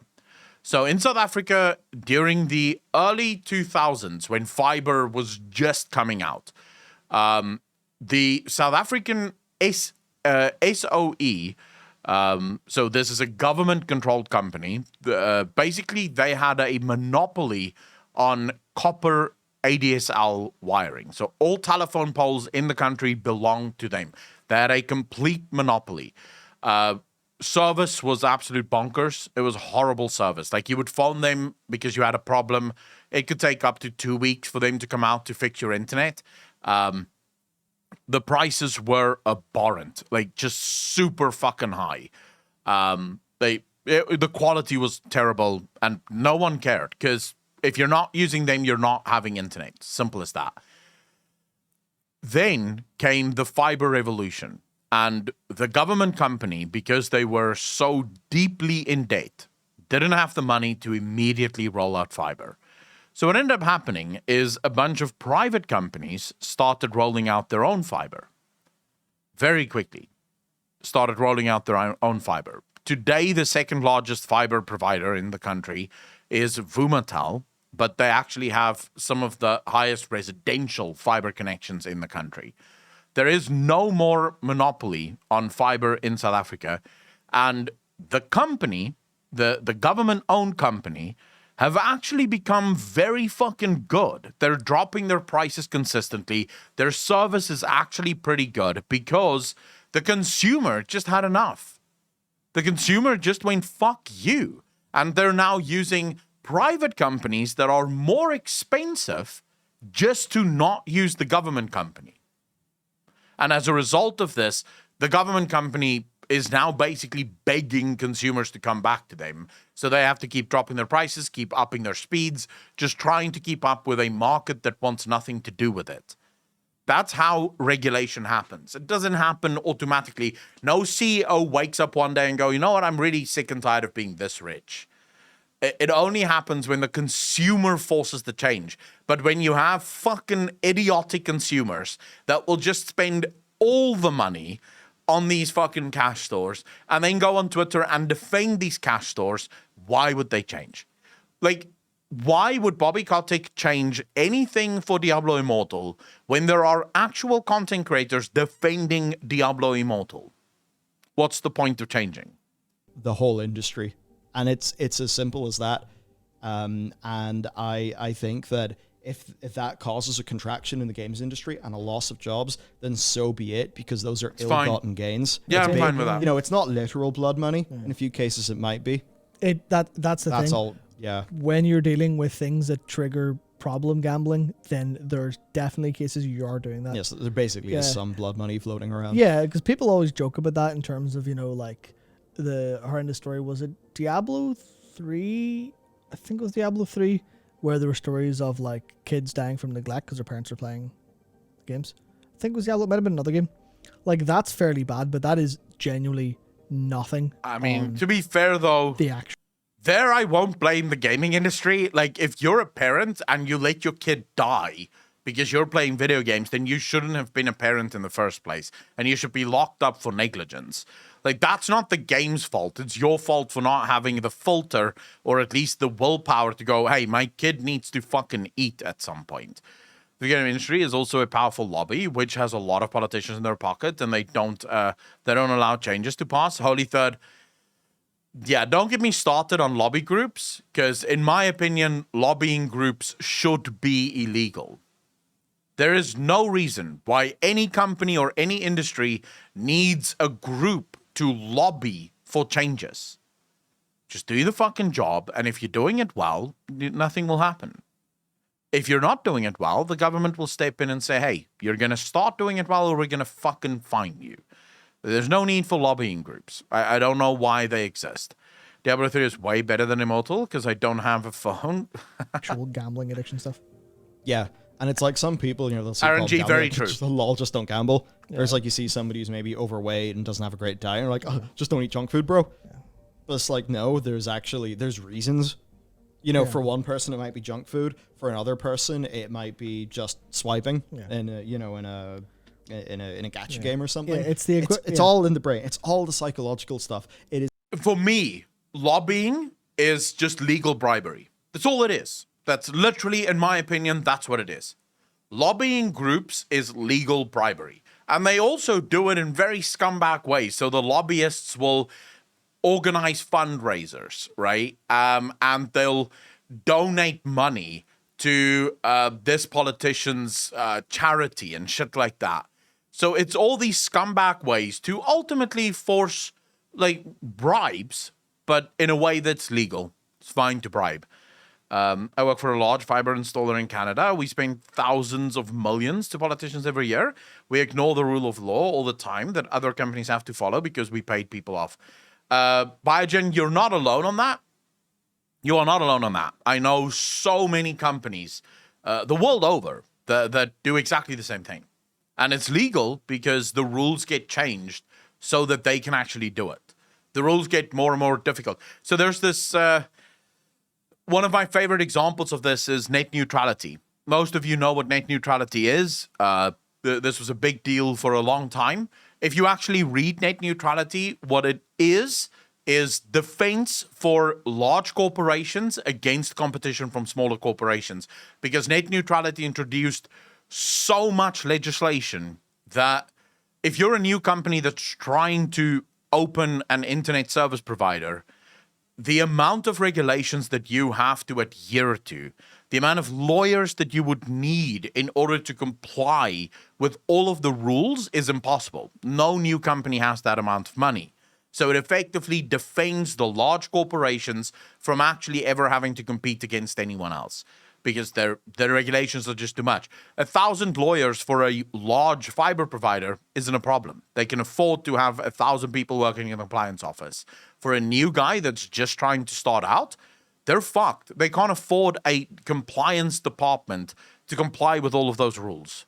Is preying on people's lack of feeling they have meaning in the world, preying on social status, preying on human fears to extract money.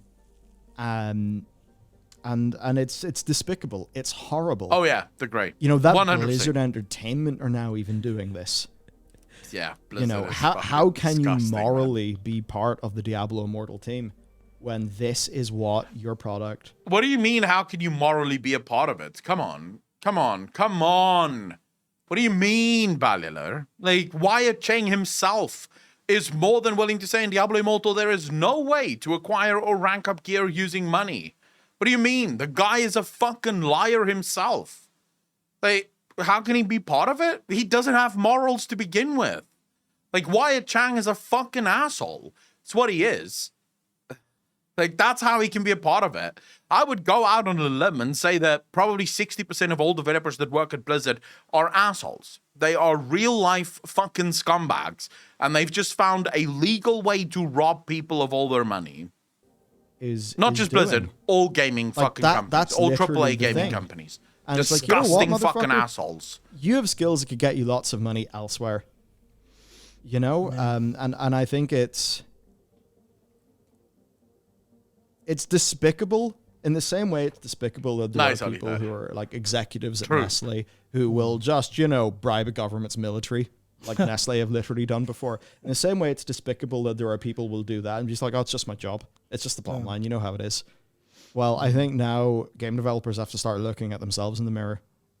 Yeah, about things like this. They won't look at themselves. I think in the there's mirror. so Why much would of they? like, especially game developers and people who are like grown-up gamers and like in their like 30s and like late 20s stuff. They'll look and go, no, games are fine, and they'll have this like inbuilt defensive reflex of no, fuck off, government, games are fine, because we're used to Jack Thompson. So I want to say though, when it comes to Asmongold, I'm still not in agreement that what Asmongold is doing is wrong. And the reason for it is Asmongold said, and I listened to him saying why he's going to be buying stuff. It's purely entertainment, but also to prove just how fucked up these pay-to-win elements can be. Now, here's the problem. I can sit here and explain to you in detail how fucked up the pay-to-win elements are. If I can't show you, so if I can't physically show you, so here's the thing. I spent $500 and look at how much more powerful I am than you. If I can't physically show you that, the chances of me convincing you that, hey, look, right? Look at what I'm doing and look at how much power I have now. You're most likely not going to believe it. And when I say you, I mean people who are stubborn to the effects of pay to win. So basically no one in my chat right now, because we are all very much against what Diablo Immortal is doing. But there are people who don't mind Diablo Immortal at all. They don't mind what Diablo Immortal is doing. So the only way to prove to you just how fucking wrong you are about pay to win is to physically pay to win and then go, haha, pleb, you've been playing the game for how long? Free to play because you don't have to pay for anything? Look at me. I'm done. You're not, right? So I don't necessarily mind what Asmongold is doing. Do I wish that Asmongold didn't do it? Yes. But if of course we take Asmongold at face value, and I've never known Asmongold to be a liar. He's pretty much always owned up to everything. Whether it's good or bad, he'll own up to it. I've never known him to be a liar. So if I take what Asmongold is saying at face value, this is what he's trying to do. He wants to prove that pay to win is BS, and that if you're not paying, you are fucked. We're used to Mortal Kombat's clearly making all our kids violent, and like this is a case where that defensive reflex has to die because now there are genuine societal problems being caused here. It's not the games themselves doing it, it's not the video gaming, it's the principles of That's fine, Holy psychological abusive design being used in the hands of these money grubbing bastards, to put it lightly. Yeah. That's it. I We're love how becoming a despicable riled up industry that is a Balliler force and for Matt ill in is the about world. this. It is honestly speaking, this. Wait, hadn't seriously, really hit Arkell? me You have to pay particularly to hard create a because it was guild? always What? Like, you could always alter it, right? When you're looking over at like what NetEase are doing in China, we're looking at like, you know, even MiHoYo's kind of gacha stuff, which is it has some sort of niceties to it, but it is still just gacha. It's still just preying on lonely software engineers, basically. That's the way that's the way they talk about it. When they see someone who's a software engineer, Coomer, Yeah. who, you know, maybe they're for whatever reason facing the fucking, I mean, for that like little example, facing the problem that maybe just isolated, lonely people in the world can have. They don't look at that with care and empathy. Fuck They my look life, at that man. with fucking dollar signs. Yep. Absolutely. And People who do that are fucking That is despicable, yes. shameful shitheads, and the world have would be seen better it, off yeah. if they were not doing what they were doing. And it's easy for people in gaming to other that by looking, going, oh, that's Let me explain to you why I understand what Asmongold is doing. Remember a while back when we had like a bunch of boosters and stuff on the channel doing interviews with them? Like people who actually boost? I sort of thought to myself, would it be worth going and buying a bunch of fucking gold and then just getting boosted? Like to prove to people just how pay to win boosting actually is in World of Warcraft. The only reason I didn't go through with it is because you fucks aren't subbing enough. Like if I had 10,000 subs, you baked your ass. I would have gone and I would have bought all the fucking gold. I would have made an entire video out of this is how much money I spent. This is how quickly I got geared. To max. This is how quickly I got all the gear in the game. I would have done it because it's the only way to prove white on black, this is what's happening. Or black on white, this is what's happening. The issue is, if you just sit there and say, well, boosting is bad, there's a lot of people that just go, never mind, he's fucking lying, can't be that bad. Presidarius, thank you so much for the something, really appreciate that. Welcome to the most degenerate chat on Twitch. And also thank you so much. Yeah, soon TM, we will be buying we'll be buying all the gold and then boosting ourselves. Have you heard about a Method member starting a WoW crypto blockchain guild? No, I have not heard about that, but fuck that guy then. it's over in the East, especially Western, obviously, you know, Western development stuff. That's over in the East. That's despicable. Oh, well, at least they're targeting people and kind of filling their needs in a kind of weird, twisted way. But with the dude, release there's of always Diablo Immortal excuses. and this is Blizzard, like, there you go, there's Blizzard. And you open up and you see There's always fucking excuses. Aaron, you bastard. Thanks for the gift and something. Really appreciate that. Hearts in chat, ladies and gentlemen. Money from Hearts in fucking chat. People aren't actively making the decisions here. People are being coerced into making these decisions by all of these techniques. Anonymous gifter, thank you for the gift and something. Really appreciate that. You guys have set up this Kamar because it stream. is such a unique problem. Like, look at that. Twitch is also playing games with you guys. The gacha mechanics of Twitch is already starting. Look at that. It's got its Kamar strain up and running for you. Like all the beautiful lights and the beautiful emotes going, hey, if you give more money, you'll have it. Don't fall for it, guys. Don't fall for it. Stay strong.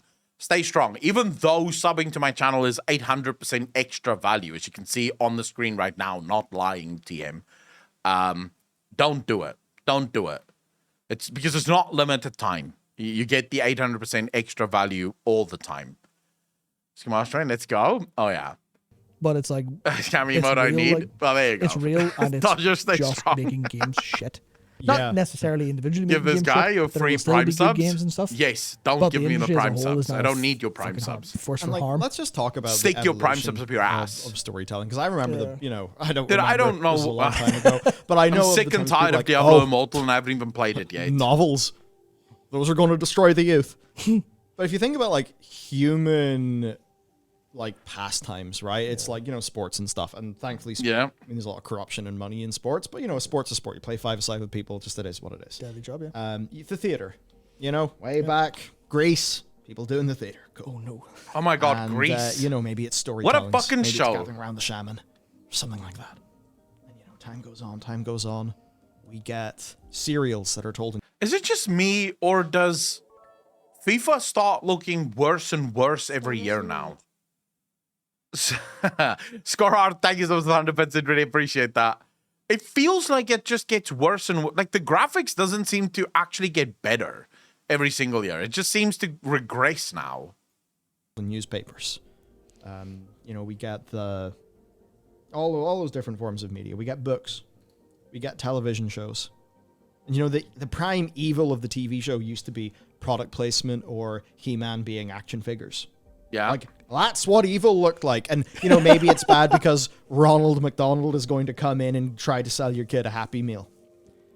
Simpler times. And now, what is the biggest innovation Dude, you think about in human entertainment? It is video games. Because for That's the so first true. time, we are merging books and theater and Bargain, film, we can only hope, TV, right? and a new I was interactive so element, glad a new because EA not only lost their FIFA sponsorship, they also lost Disney. They no longer have the rights to Star Wars, which is just so fucking great, right?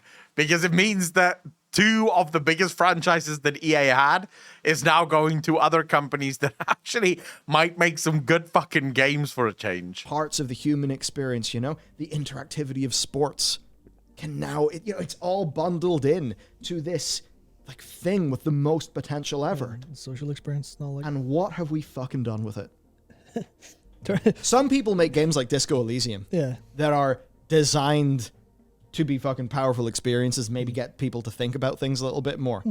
Or Citizen Sleeper. Or Yeah. if we do our job right, hopefully our game too. Yeah. No, the And example. some other Your game is motherfuckers fantastic, by just the do way. what we've so- talked about here. Yeah.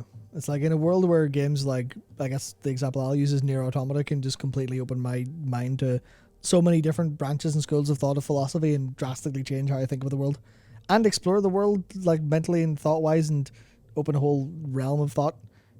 Or you can just play Diablo Immortal, and it is effectively, not to be it's kind of weird. They go through all these games and they don't even mention Red Dead Redemption 2.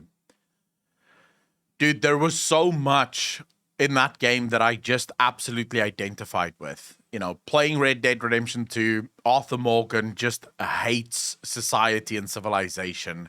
He just wants to be on his horse, open road in front of him, and the world is just closing in around him. All these scumbag things is constantly just pushing on him.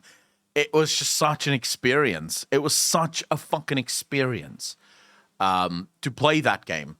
And then, of course, the big one for me, if you're going to talk about a game that alters the way you view the world, do yourself a favor and go play Cyberpunk 2077. If you want a game that actually makes you fearful for what the future of our world holds in store, go play Cyberpunk 2077. While riding and driving through that city, through Night City, and playing the game and seeing some of those side stories. I told people the other day on stream, there's a side quest in Cyberpunk, right? Where you're hired by a fixer to go kill a corpo rat, as they call them. The corpo rat, right, is guilty of killing a 12-year-old girl. One night, it was late, a hit and run. They killed a 12-year-old girl. The judge as well as the police, did not prosecute because the corporate employee had insurance that covers manslaughter. So the insurance paid out, I think, 2,000 eddies to the family that lost their fucking child, and the corpo rat gets away scot-free because they paid. Justice has been served. That's it. That's how that city works now.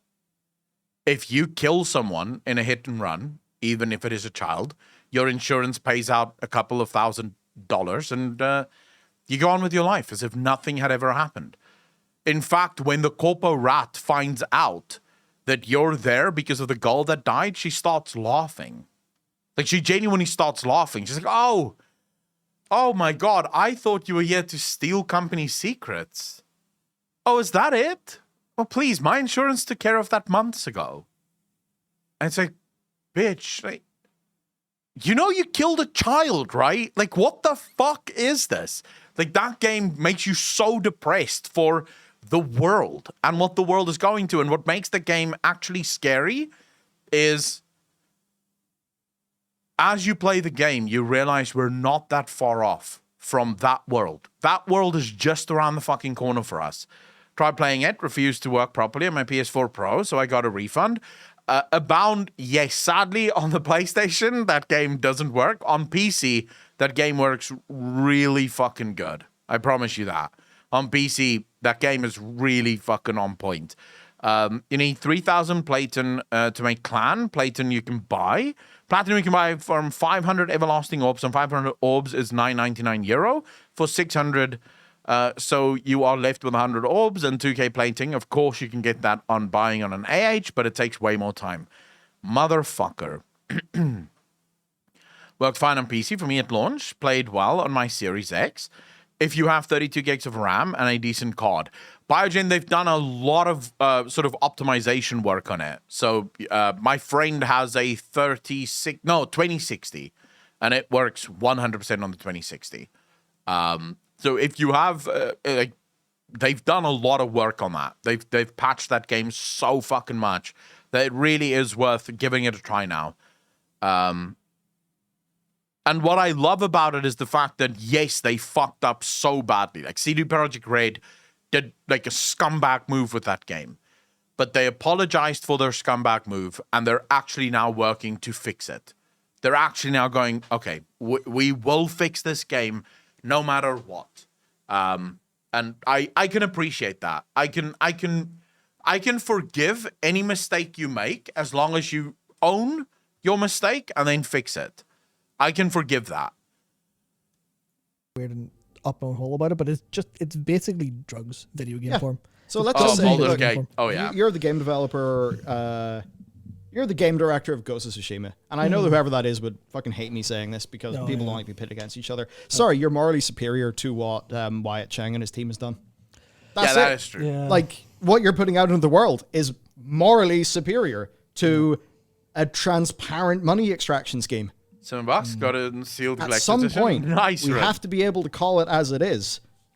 And we have to be able to just be like, oh, darn, oh, shucks. Pity those poor game developers. God, I would say it was close to the second coming of Jesus, but only because of the philosophical element of the game for me. But the Like, Rifts philosophically, I the love Rifts that are game. designed to basically be playable loot boxes. The game developers made those.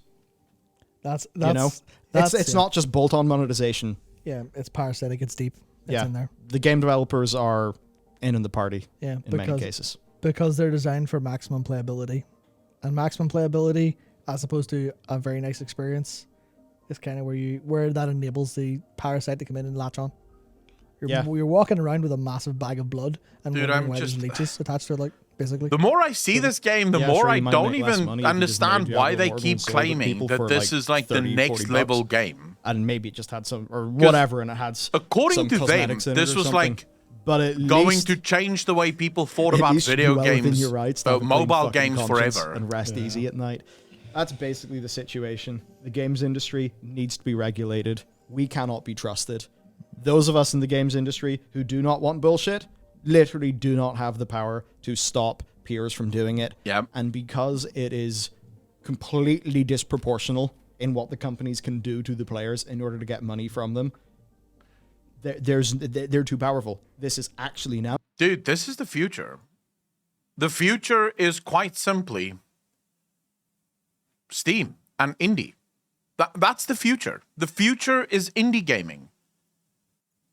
Companies can now, more easily than ever, release their games to the general public, more easily than they could ever have in the past.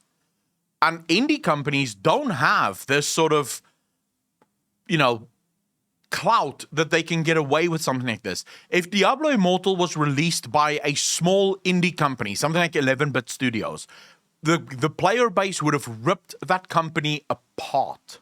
They would have ripped that company apart for their bullshit, right? And 11-bit Studios make some really awesome fucking games, but they're forced to make good games, right? Because if they don't, they're fucked. Here you go, V Rising, a game from a company that is purely indie, top of the list. The best-selling game right now on Steam is an indie game. Stray, No Man's Sky, I don't know if we can say that that's an indie game, but, Honey's Lake 2, don't know what the fuck that is. Captain of Industry, Rust, Risk of Rain, so many fucking games that are all indie titles. This, to me, is the future of video gaming. More and more, we are going to start seeing AAA companies just getting their asses handed to them. Lisbeth, how you doing? Thanks for the first time chat. Really appreciate it. Welcome to the channel. Thank you. In my opinion, indie and also Xbox Game Pass, you still have AAA games, but at a good price. Hopefully, it's going to stay at that price. Yeah. Xbox Game Pass as well. But if you go on the Xbox Game Pass, we just went through that. You'll find pretty much the same thing, right? A lot of indie games on there as well. But I genuinely believe that the AAA industry, so if not regulated, so if governments around the world do not rise up and start regulating the living fuck out of the AAA industry, the AAA industry will consume itself. I genuinely believe that. Now a case where we do need to go to government, because one of the great jobs of government, actually, because it's very easy to just be sort of default anti-government all the time, and I totally get that. I see that 11% of my tax bill just goes to paying interest on national debt. I'm like, if I manage my finances like that, I'd be in trouble. But I knew fucking me and Balliol had at least that in common. I fucking hate the government. But then you look at things like this. I told you guys this before, right? I went from loving the government to hating the government to absolutely despising the government. And I still do. I'm a libertarian at heart. In fact, I'm an anarchist. That's how far I'm gone from government. I don't even believe in small government. I believe in no fucking government because I hate everything the government stands for. One problem, though, when you start thinking logically and rationally about problems within our world, you very quickly realize that with no government, with literally no one to stand up for the population is fucked. Fucked. Because the AAA industry, without government to intervene, will fleece us. They will absolutely fleece us for everything we're worth. Why? Because they can. Because there's no one stepping in and saying, hey, what the hell are you doing? Right? So even me, someone that hates the government enough to be an anarchist, have realized that it doesn't work. It's not going to work. There has to be something. Now, I believe that government needs to change. I don't think there's a good government anywhere in the world, but we need someone to start looking out for the population, the general man and woman on the street, just trying to live their lives and not having to deal with all this bullshit. You're going to start making a quad A game? Remember that? Quad A game, as if that means something. So you live in Africa, that's understandable, but I live in China. But the government should, That is true. via the democratic process, come up with the rules of the game. Yeah. And then enforce the rules of the game. Yep. Right now, the rules of the game aren't good enough. The government needs to change the rules of the game and enforce the rules of the game. Like I would say in this case, at least in this limited I don't know if specific it's scenario, Microsoft, Aaron, the but it could honourable be. and decent Netherlands and Belgians. Yep. And Belgium, actually, like what they've done. literally, as we're sat here, Spain have announced they're banning loot boxes as well. Good on you, yeah. Spain. It's fucking God, starting, Good on you, boys. Spain. Yeah, so that is It according is to local starting. authorities, a More and more countries are now going to ban loot boxes. new law will regulate all mechanics which have real economic value. No real super text on this specifically yet, but yep, the new law will regulate other features with economic value in a real or virtual market, including cryptocurrencies. Oh, well, and that's very NFTs. true. So there you go. There's loot boxes, Spain now. Actually, the real truth of our world is no matter, like, any system that promises utopia can only deliver utopia if they're working either with aliens or not people.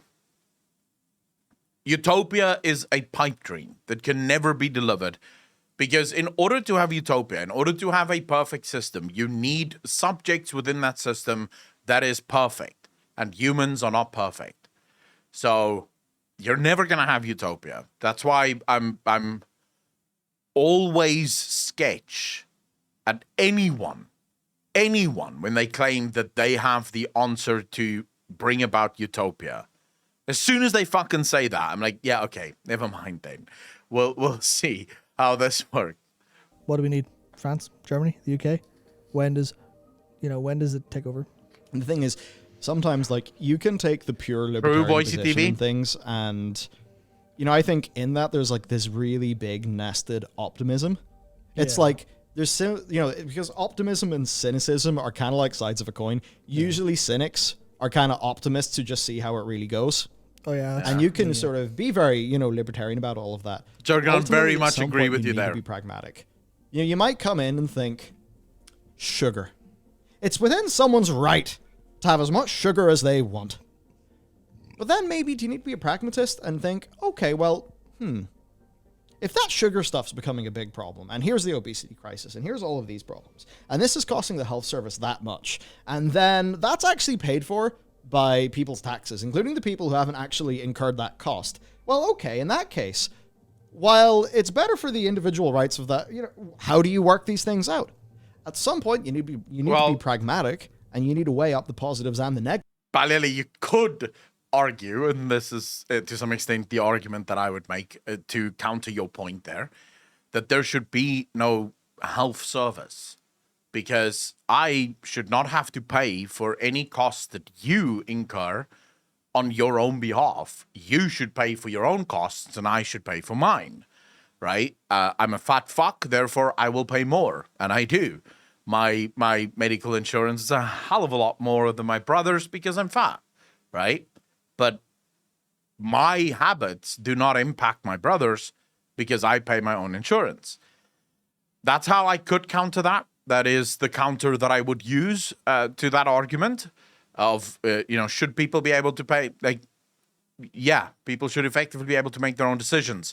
But then, again, here is where I always run into the issue of the Puritan argument, right? Because that's a Puritan argument. The argument I just made there is Puritan as fuck, right? It's basically saying, look, every man for himself.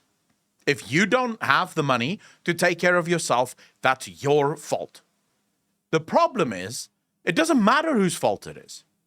Like, sure, I can sit here and say that people are poor because of their own decisions. Okay, they're still poor.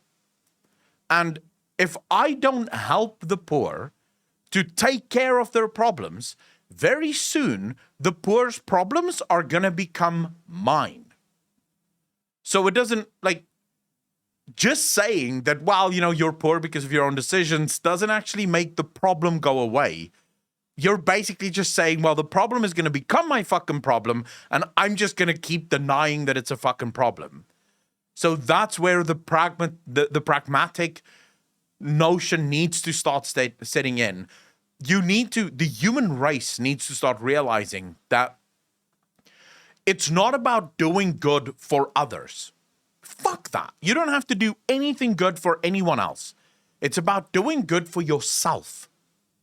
And if you have poor people living down the street from you, unable to buy food, they're gonna at some point come to your fucking house to get the food, which then makes them not having food your fucking problem. So how about we start looking at how we can get them food so that they don't come and take our food?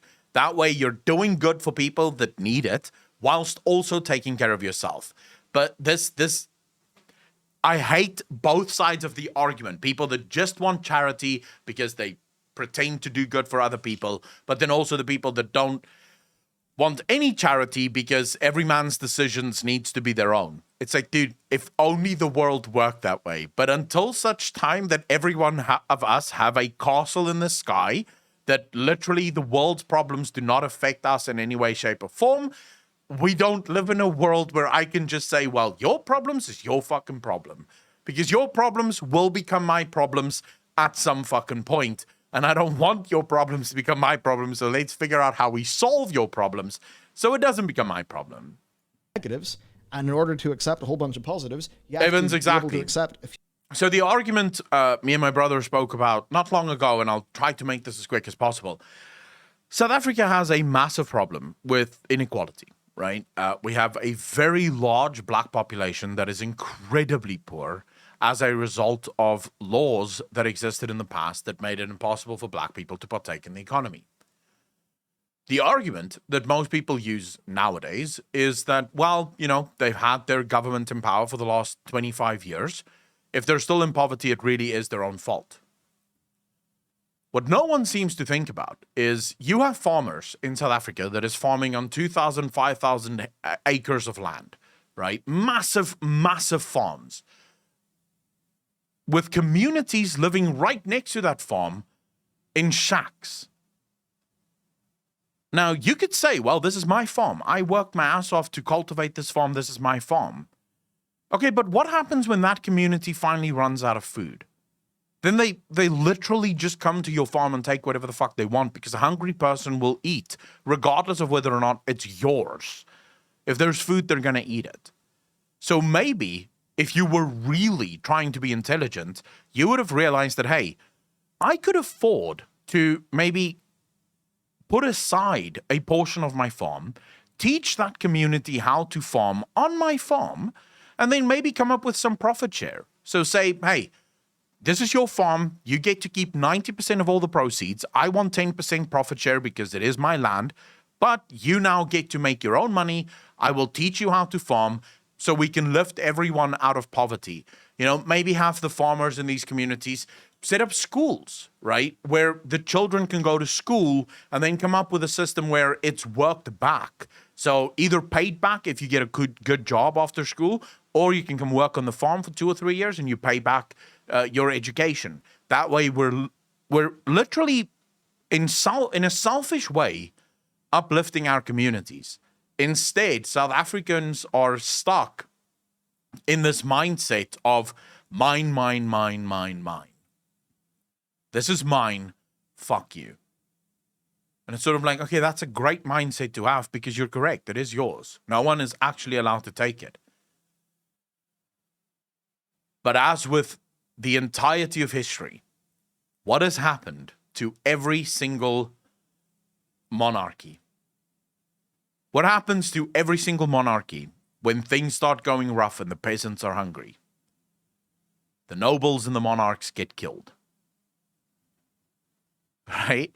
So how is it that the human race still haven't figured this out? How is it that the human race still have not figured out it's not okay to just go let them eat cake? Because that's not how that works, actually. Few little negatives. In this case, we need the positives of the games industry not having blood on its hands, and the negatives will be that people will lose their jobs. And that's okay. Yeah. Because it's just not sustainable. It can't Yeah, go on. and And good on Netherlands, Belgium, and now Spain. Yeah, gotta take the long term view over the short term view. And the long term view is game's good. Short term view, effectively stealing people's money by abusing their brains is not good. Not No, it's not good. Yeah. Absolutely not wait. good. It's I can't fucked wait up, for more. actually. I cannot wait for more. Dude, By the time I can't wait either. Overwatch releases, Overwatch releases was it 2014? By the time Overwatch 2 releases, if Blizzard have to remove the loot boxes from that game, I will be shirtless in the street singing. Absolutely. Because look, what happens if I'll join him, it hits actually. Spain? All right. What happens if it hits France? What happens if it hits Germany? Oh, they'll You know, what immediately happens fucking if, have you to know, stop it starts doing in the it. European Union? A whole bunch more talking starts happening about it. When does the tide turn? Like, yeah. You know, I don't think this shit's going to change in the US. No, never. Just don't think it's particularly set up that way. Maybe state laws could do that. I imagine you will eventually, like, for two reasons. One, you have liberal Democrats that would want to appease the mob in some way. But then you also have conservative senators that seems to blame gaming for every fucking thing that goes wrong that doesn't have an obvious reason for it going wrong. So they will also love to regulate the gaming industry to hell and back. So maybe we can sort of work on both of those groups to get every single state in the US to just ban loot boxes. Like, we should just tell these senators, hey, you're correct. Games do absolutely cause violence. It's called loot boxes, and it makes us fucking see red. Whenever I see a loot box, I'm thinking of shooting people. So if we ban those, we can fix this problem. Like, maybe that's a way to solve the issue in the US, because the US is definitely very difficult. The federal government, I don't know if they're gonna ever be able to control that because of how the US system is set up. I don't know if it would. I don't think it would pass muster. The Supreme Court would probably strike it down very quickly because it would involve the federal government now telling states what they're allowed to do and what not allowed to do in some way. I think, especially since the countries that have now banned these loot boxes are part of the European Union, it's not going to be long before the European Union perhaps takes an official stance on the whole of Europe. And if that happens, it's fucking GG. So you could maybe say, like, well, you'd say, oh, well, what of the state of California? Of course, being, supposedly, supposed to be a very progressive state and all of that. And, they're sort of standing up for they're supposed to do all of that. I mean, all the game developers are in California, so you could be sure that, even some Democrat comes in, it's like, oh, enough of this, bad for the... They're going to get regulated, or no, they're going to be lobbied to shit. Honestly, it's not going to happen. At this true. point, I think the industry is powerful enough in California, they would just assassinate them. It would just be, Jesus. and the governor... Not a and true statement of fact. Yeah, and the... It's Alex Jones, ladies and gentlemen. Like, Matt is going full Alex here. Fuck. Just 100% embracing the yeah. If Gavin Newsom even fucking tries, dude, he's dead. Like, I can already see it. Quake just sending an assassin to his home, just being the like, government who announced "Bitch, loot please." boxes has just been, has just fallen over in the street. Oh no, what happened? Oh, honestly, it'd be that's the amount of money that's going on, right? That's the thing where you see that and you're like, you see that in like a mob movie, you're like, oh, of course the person who wants to stop this is going to get killed. You see that in like some big car manufacturing things, like, oh, we're going to, introduce this union for car manufacturing employees, and people start to go missing or silently stop talking about it. There's more money in games than there ever was in any of that. So obviously I'm not saying that's the case, Yeah, but I wouldn't be surprised. We're being joking and hyperbolic. Yeah, of course. Matt's not saying that the Blizzard Entertainment assassins are going to start coming for people. Yeah, no. I mean, if They they were, could be. then I mean, might they're be top of turning the list at this frogs stage. gay. Yeah, I might have to. So it's I might possible. Have to write What was your man? Was it Dave 2GG? Greg 2G. Greg 2, yeah, Greg 2G. 2G, who Oh, was yeah, 'cause the- it's 2 G's and Greg. I mean, he's gone. There's 3 G's and Greg, 3 Greg G. actually. Oh shit. 3. Right. Our boy Triple G. I guess Quad G. Yeah. This is now 5 G's. I mean, he's I don't know got who to be assassin. who the fuck is that. Yeah.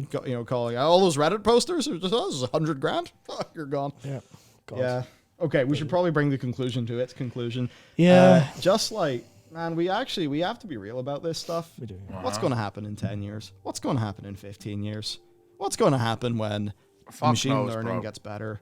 Like, how far do you think they want to push this? Yeah, I mean, we went Come on. from Okay, so I can answer this because I said this yesterday.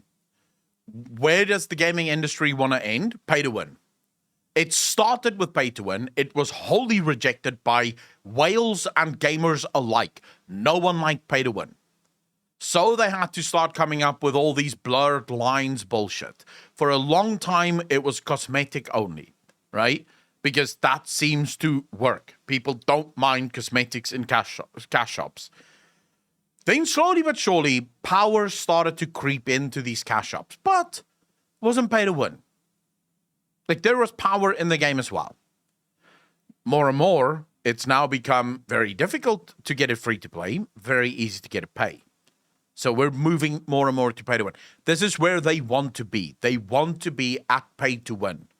But in order to get to at pay to win, I think there's a couple more years left. They still have to soften up the community enough to where people will just not care about pay to win. Horse Armor DLC to the $100,000 pay to win mobile ARPG, both in big name franchises in 16 years. Final thing. I'm not going to name names, but I bring this up because this won't apply to the majority of this audience, but you need to know about it. Because I think our audience most, like, you know, similar to our age, like late 20s, early 30s, you know, maybe starting to have kids, maybe not, but there's one group of people who I think we don't think about that much. And, you know, you could call them the Zoomers, the TikTok generation, you know, the maybe people, they're like 14 to 22 or whatever right now. Yeah. That's me. It's one of the things that sort of... I have TikTok. I don't actually, but I could pledge to have TikTok. Started to happen because, you know, like I'm 27, going to be 28 soon. And, you know, just in our own industry, you know, we see people who are now coming into the industry, they're like 20. Yeah. And, you know, they're people who are just used to TikTok. It's like literally what they grew up with. They are used to certain practices. And it's actually to the stage where they accept people this. struggle. 100%. See something like Lord of the Rings. It is literally not bing bing wahoo enough for the hyper engagement TikTok generation to fucking cope with sometimes. And I have seen in my own personal life, real life examples of this. People for whom social media and, you know, all these, like, you know, TikTok and stuff, I would basically say it gives people functional ADHD. And there is no fucking coincidence or no surprise then that actually diagnosis rates for a lot of those things are way going up right now. No, that's exactly how I would frame my own change over the past maybe 5 or 6 years from playing different video games. I've definitely went from my, like, mental profile of thinking has definitely changed for the worse. I'm so much more stupid than I was 5 years ago. Definitely functional ADHD is how I'm not, though. Yeah. So that's mainly because I still play heavy story-driven games. I've not really bought into the, I guess, hype that is all these gacha games and bullshit. I still play games that really require a lot of engagement and mental fortitude. And anyone that's ever played Red Dead Redemption 2 will know exactly what I'm talking about. I thought Witcher 3 was horrible in respecting your time. It has fuck all on Red Dead Redemption 2. Like, that game takes its time telling its story, and it does not give a fuck whether or not you want to get a hurry on. It's like, bro, you will sit on this horse, you will run slowly while they talk and give you the story, because that's how this works. We're not going to rush it. We're going to be on this horse. You're a cowboy. Enjoy the air. Like, enjoy the sun. Enjoy the fucking fresh air. We're chatting. And then they just chat for like a good 10 minutes. It's this discussion and narrative. Playing Final Fantasy XIV is the same thing. The game does not respect your time. It has a story that it wants to tell, and you will fucking sit there until the story is done. It's like one little example of how all these modern trends are changing people. Yeah, I loved every It's minute of it. norms. I'm right there with you, Lord. And that's It the was thing. a fucking great story. Things that we've talked about here, those are going to be the norms for a new generation. Sometimes people talk about how in, say, Korean MMOs, it's very normal to just pump money in because it's a prestige thing. And that it's just like kind of an accepted thing, right? You pump money in, you get the cool thing, prestige. The other players, they don't look at you and think, oh, fucking pay to win, piece of shit. No, they look at you and like, oh, prestige. And it's more normal over there. So the things that we are shocked by, that we make videos that are... I prefer games that don't respect your time. I don't like games that waste your time. Because it's two different things. Pat, you bastard, thanks for the 200 bits. I'd really appreciate that. I don't like games that waste my time, but a game shouldn't respect my time. If it has a story that it wishes to tell, then fucking tell that story and let me sit through it. Because that's what the game is about. It's about the story and it's about experiencing it. So I'm 100% on board with the game going, you know what, fuck your time. You're in this for the long haul. If you don't want to be, go play something else. Go play Fortnite where it's 5 minutes for a match. But if you're going to play this game, shut the fuck up, sit down, and get comfortable. Because we have a story that we want to tell you. Excuse me. But what Balliler is saying here, again, what we spoke about literally earlier in the week. None of these games, none of what these gaming companies are doing is for us. They are preparing the next generation to accept their bullshit. That's it. They know that we are on our way out. We're old, right? We're in our late 20s, early 30s, middle 30s, late 30s, early 40s. How many years do we realistically have left of true gamer paradise? You know, once you get married, your gaming hours are going to die down quite considerably, as just generally the truth. They're busy preparing for the young people. And if young people are used to this being the norm, then young people won't fight it. And they can just keep going worse and worse and worse until they're finally back to pay to win. For now 42 minutes long on. These will be normal and uncontroversial to younger generations if we fail to stop the evil now. And that is why I think there was a moral obligation. There's already a bunch really of Zoomers there that literally heard Balliler say this, that just went, oh, okay, boomer. They say, oh yeah, dude, we're in so much trouble. Fuck you, bro. But we are actually fighting to keep the waves at bay. Serious Aaron, you're a fucking Zoomer, bro. You're a child. What are you doing here? That's what a large... This is an adult-only stream, bro. A large proportion, maybe even soon, the majority by revenue of the games industry is. I'm happy to say that soon the majority of the games industry by revenue is bad for humanity. And at this rate, fucking by employee count as well. Yeah. Just in terms of the sheer scale that this stuff all has to take to make. And this isn't Jack Thompson alarmism. This shit's happening. Yeah, this is quantifiable. We watched the Horse Armor DLC in 2006. 16 years. I'm going to be playing video games for hopefully more than 16 years. I don't want to see what the next step is. I don't want to see that at all. Because obviously there's the next step is going to be disgusting. This is bad for humanity. The next step is going to be disgusting. Really oh my god! Yeah, really if you're watching this and you're 19, you think we're just two angry old men. We're 27. Well, I'm 27. You're 28. We're not. Yeah. And we saw the whole progression of when I started playing games. It was box price and expansion. Makes sense, Biogen. We have lived through the entire development of video game monetization. And we have lived through it as active players of the most recent trendy games. Yep. So I think we're in a pretty fucking good position to see where things are going because we felt it. Yep. And that's basically it. Right. I'm going to call the video to an end. This is serious shit. And I guess for the final thing, fucking raise a glass to Spain. Absolutely. Raise a glass to Spain and to this Norwegian report that went around the EU Consumer Organization because I already saw someone link this because there was the announcement from the Spanish, I can't remember what title they had, but whoever announced this on Twitter. And I immediately saw people link this report in the replies. Yeah. Hey, right. Final thing. Yep. We will link this report. I don't want to just ask you to do things, but I am going to. Your local member of parliament or just whatever it is in your country, send this report.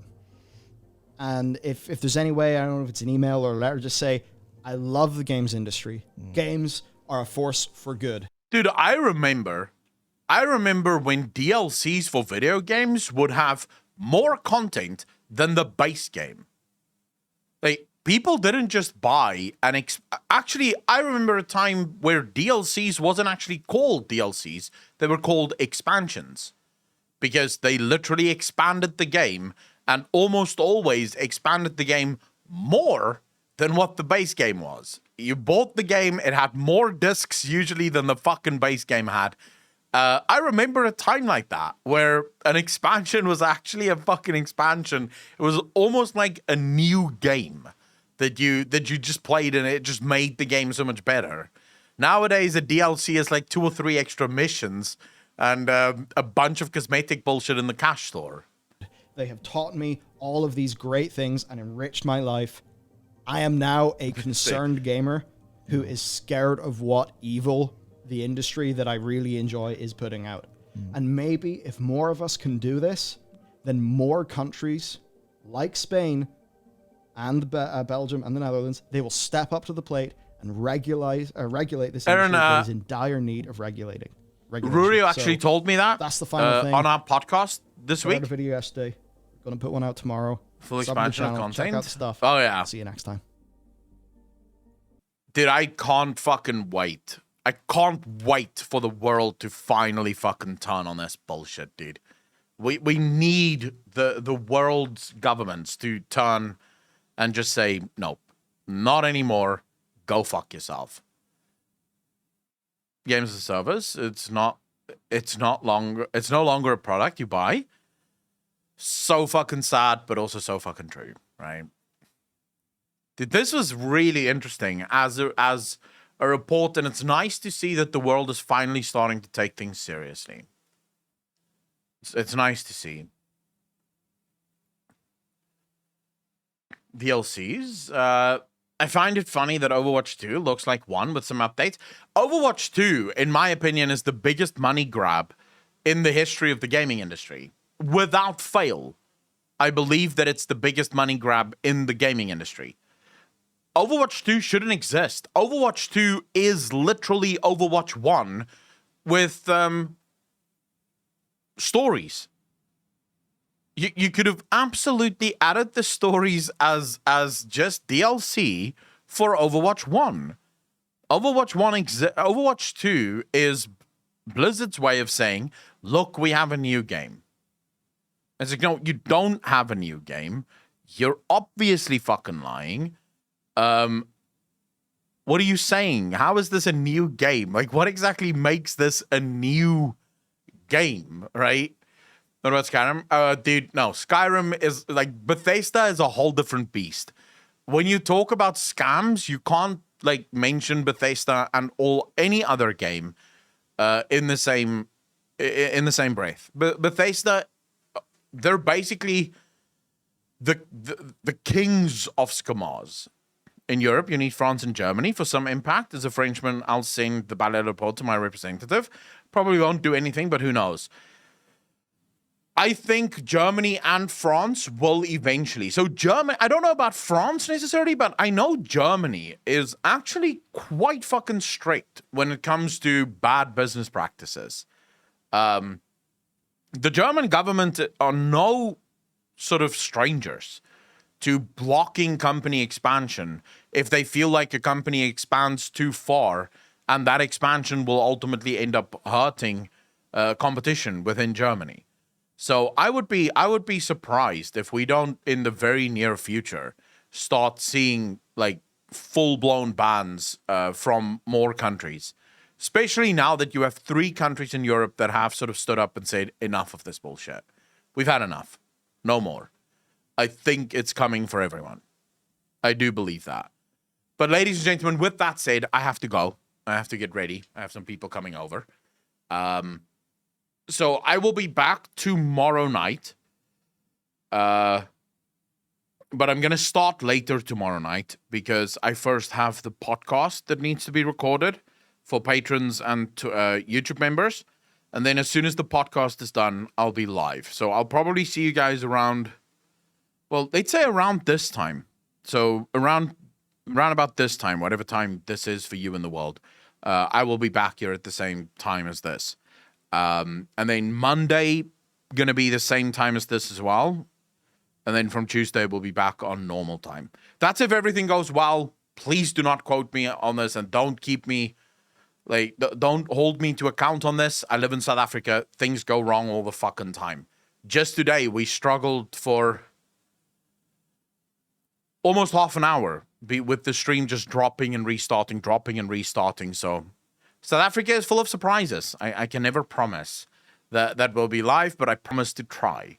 It's the best I can do. until such time that South Africa sorts out its fucking Twitch issues, which I don't know if it will, but we'll see. Ladies and gentlemen, as always, thank you so much for hanging out. Thank you so much for spending your morning, your afternoon, your evening with me. It's been an absolute pleasure. As always, be kind to each other, be good to each other, and I will see all of you in the next one. Peace out, fam, and don't play Diablo Immortal. Fuck that game. Peace.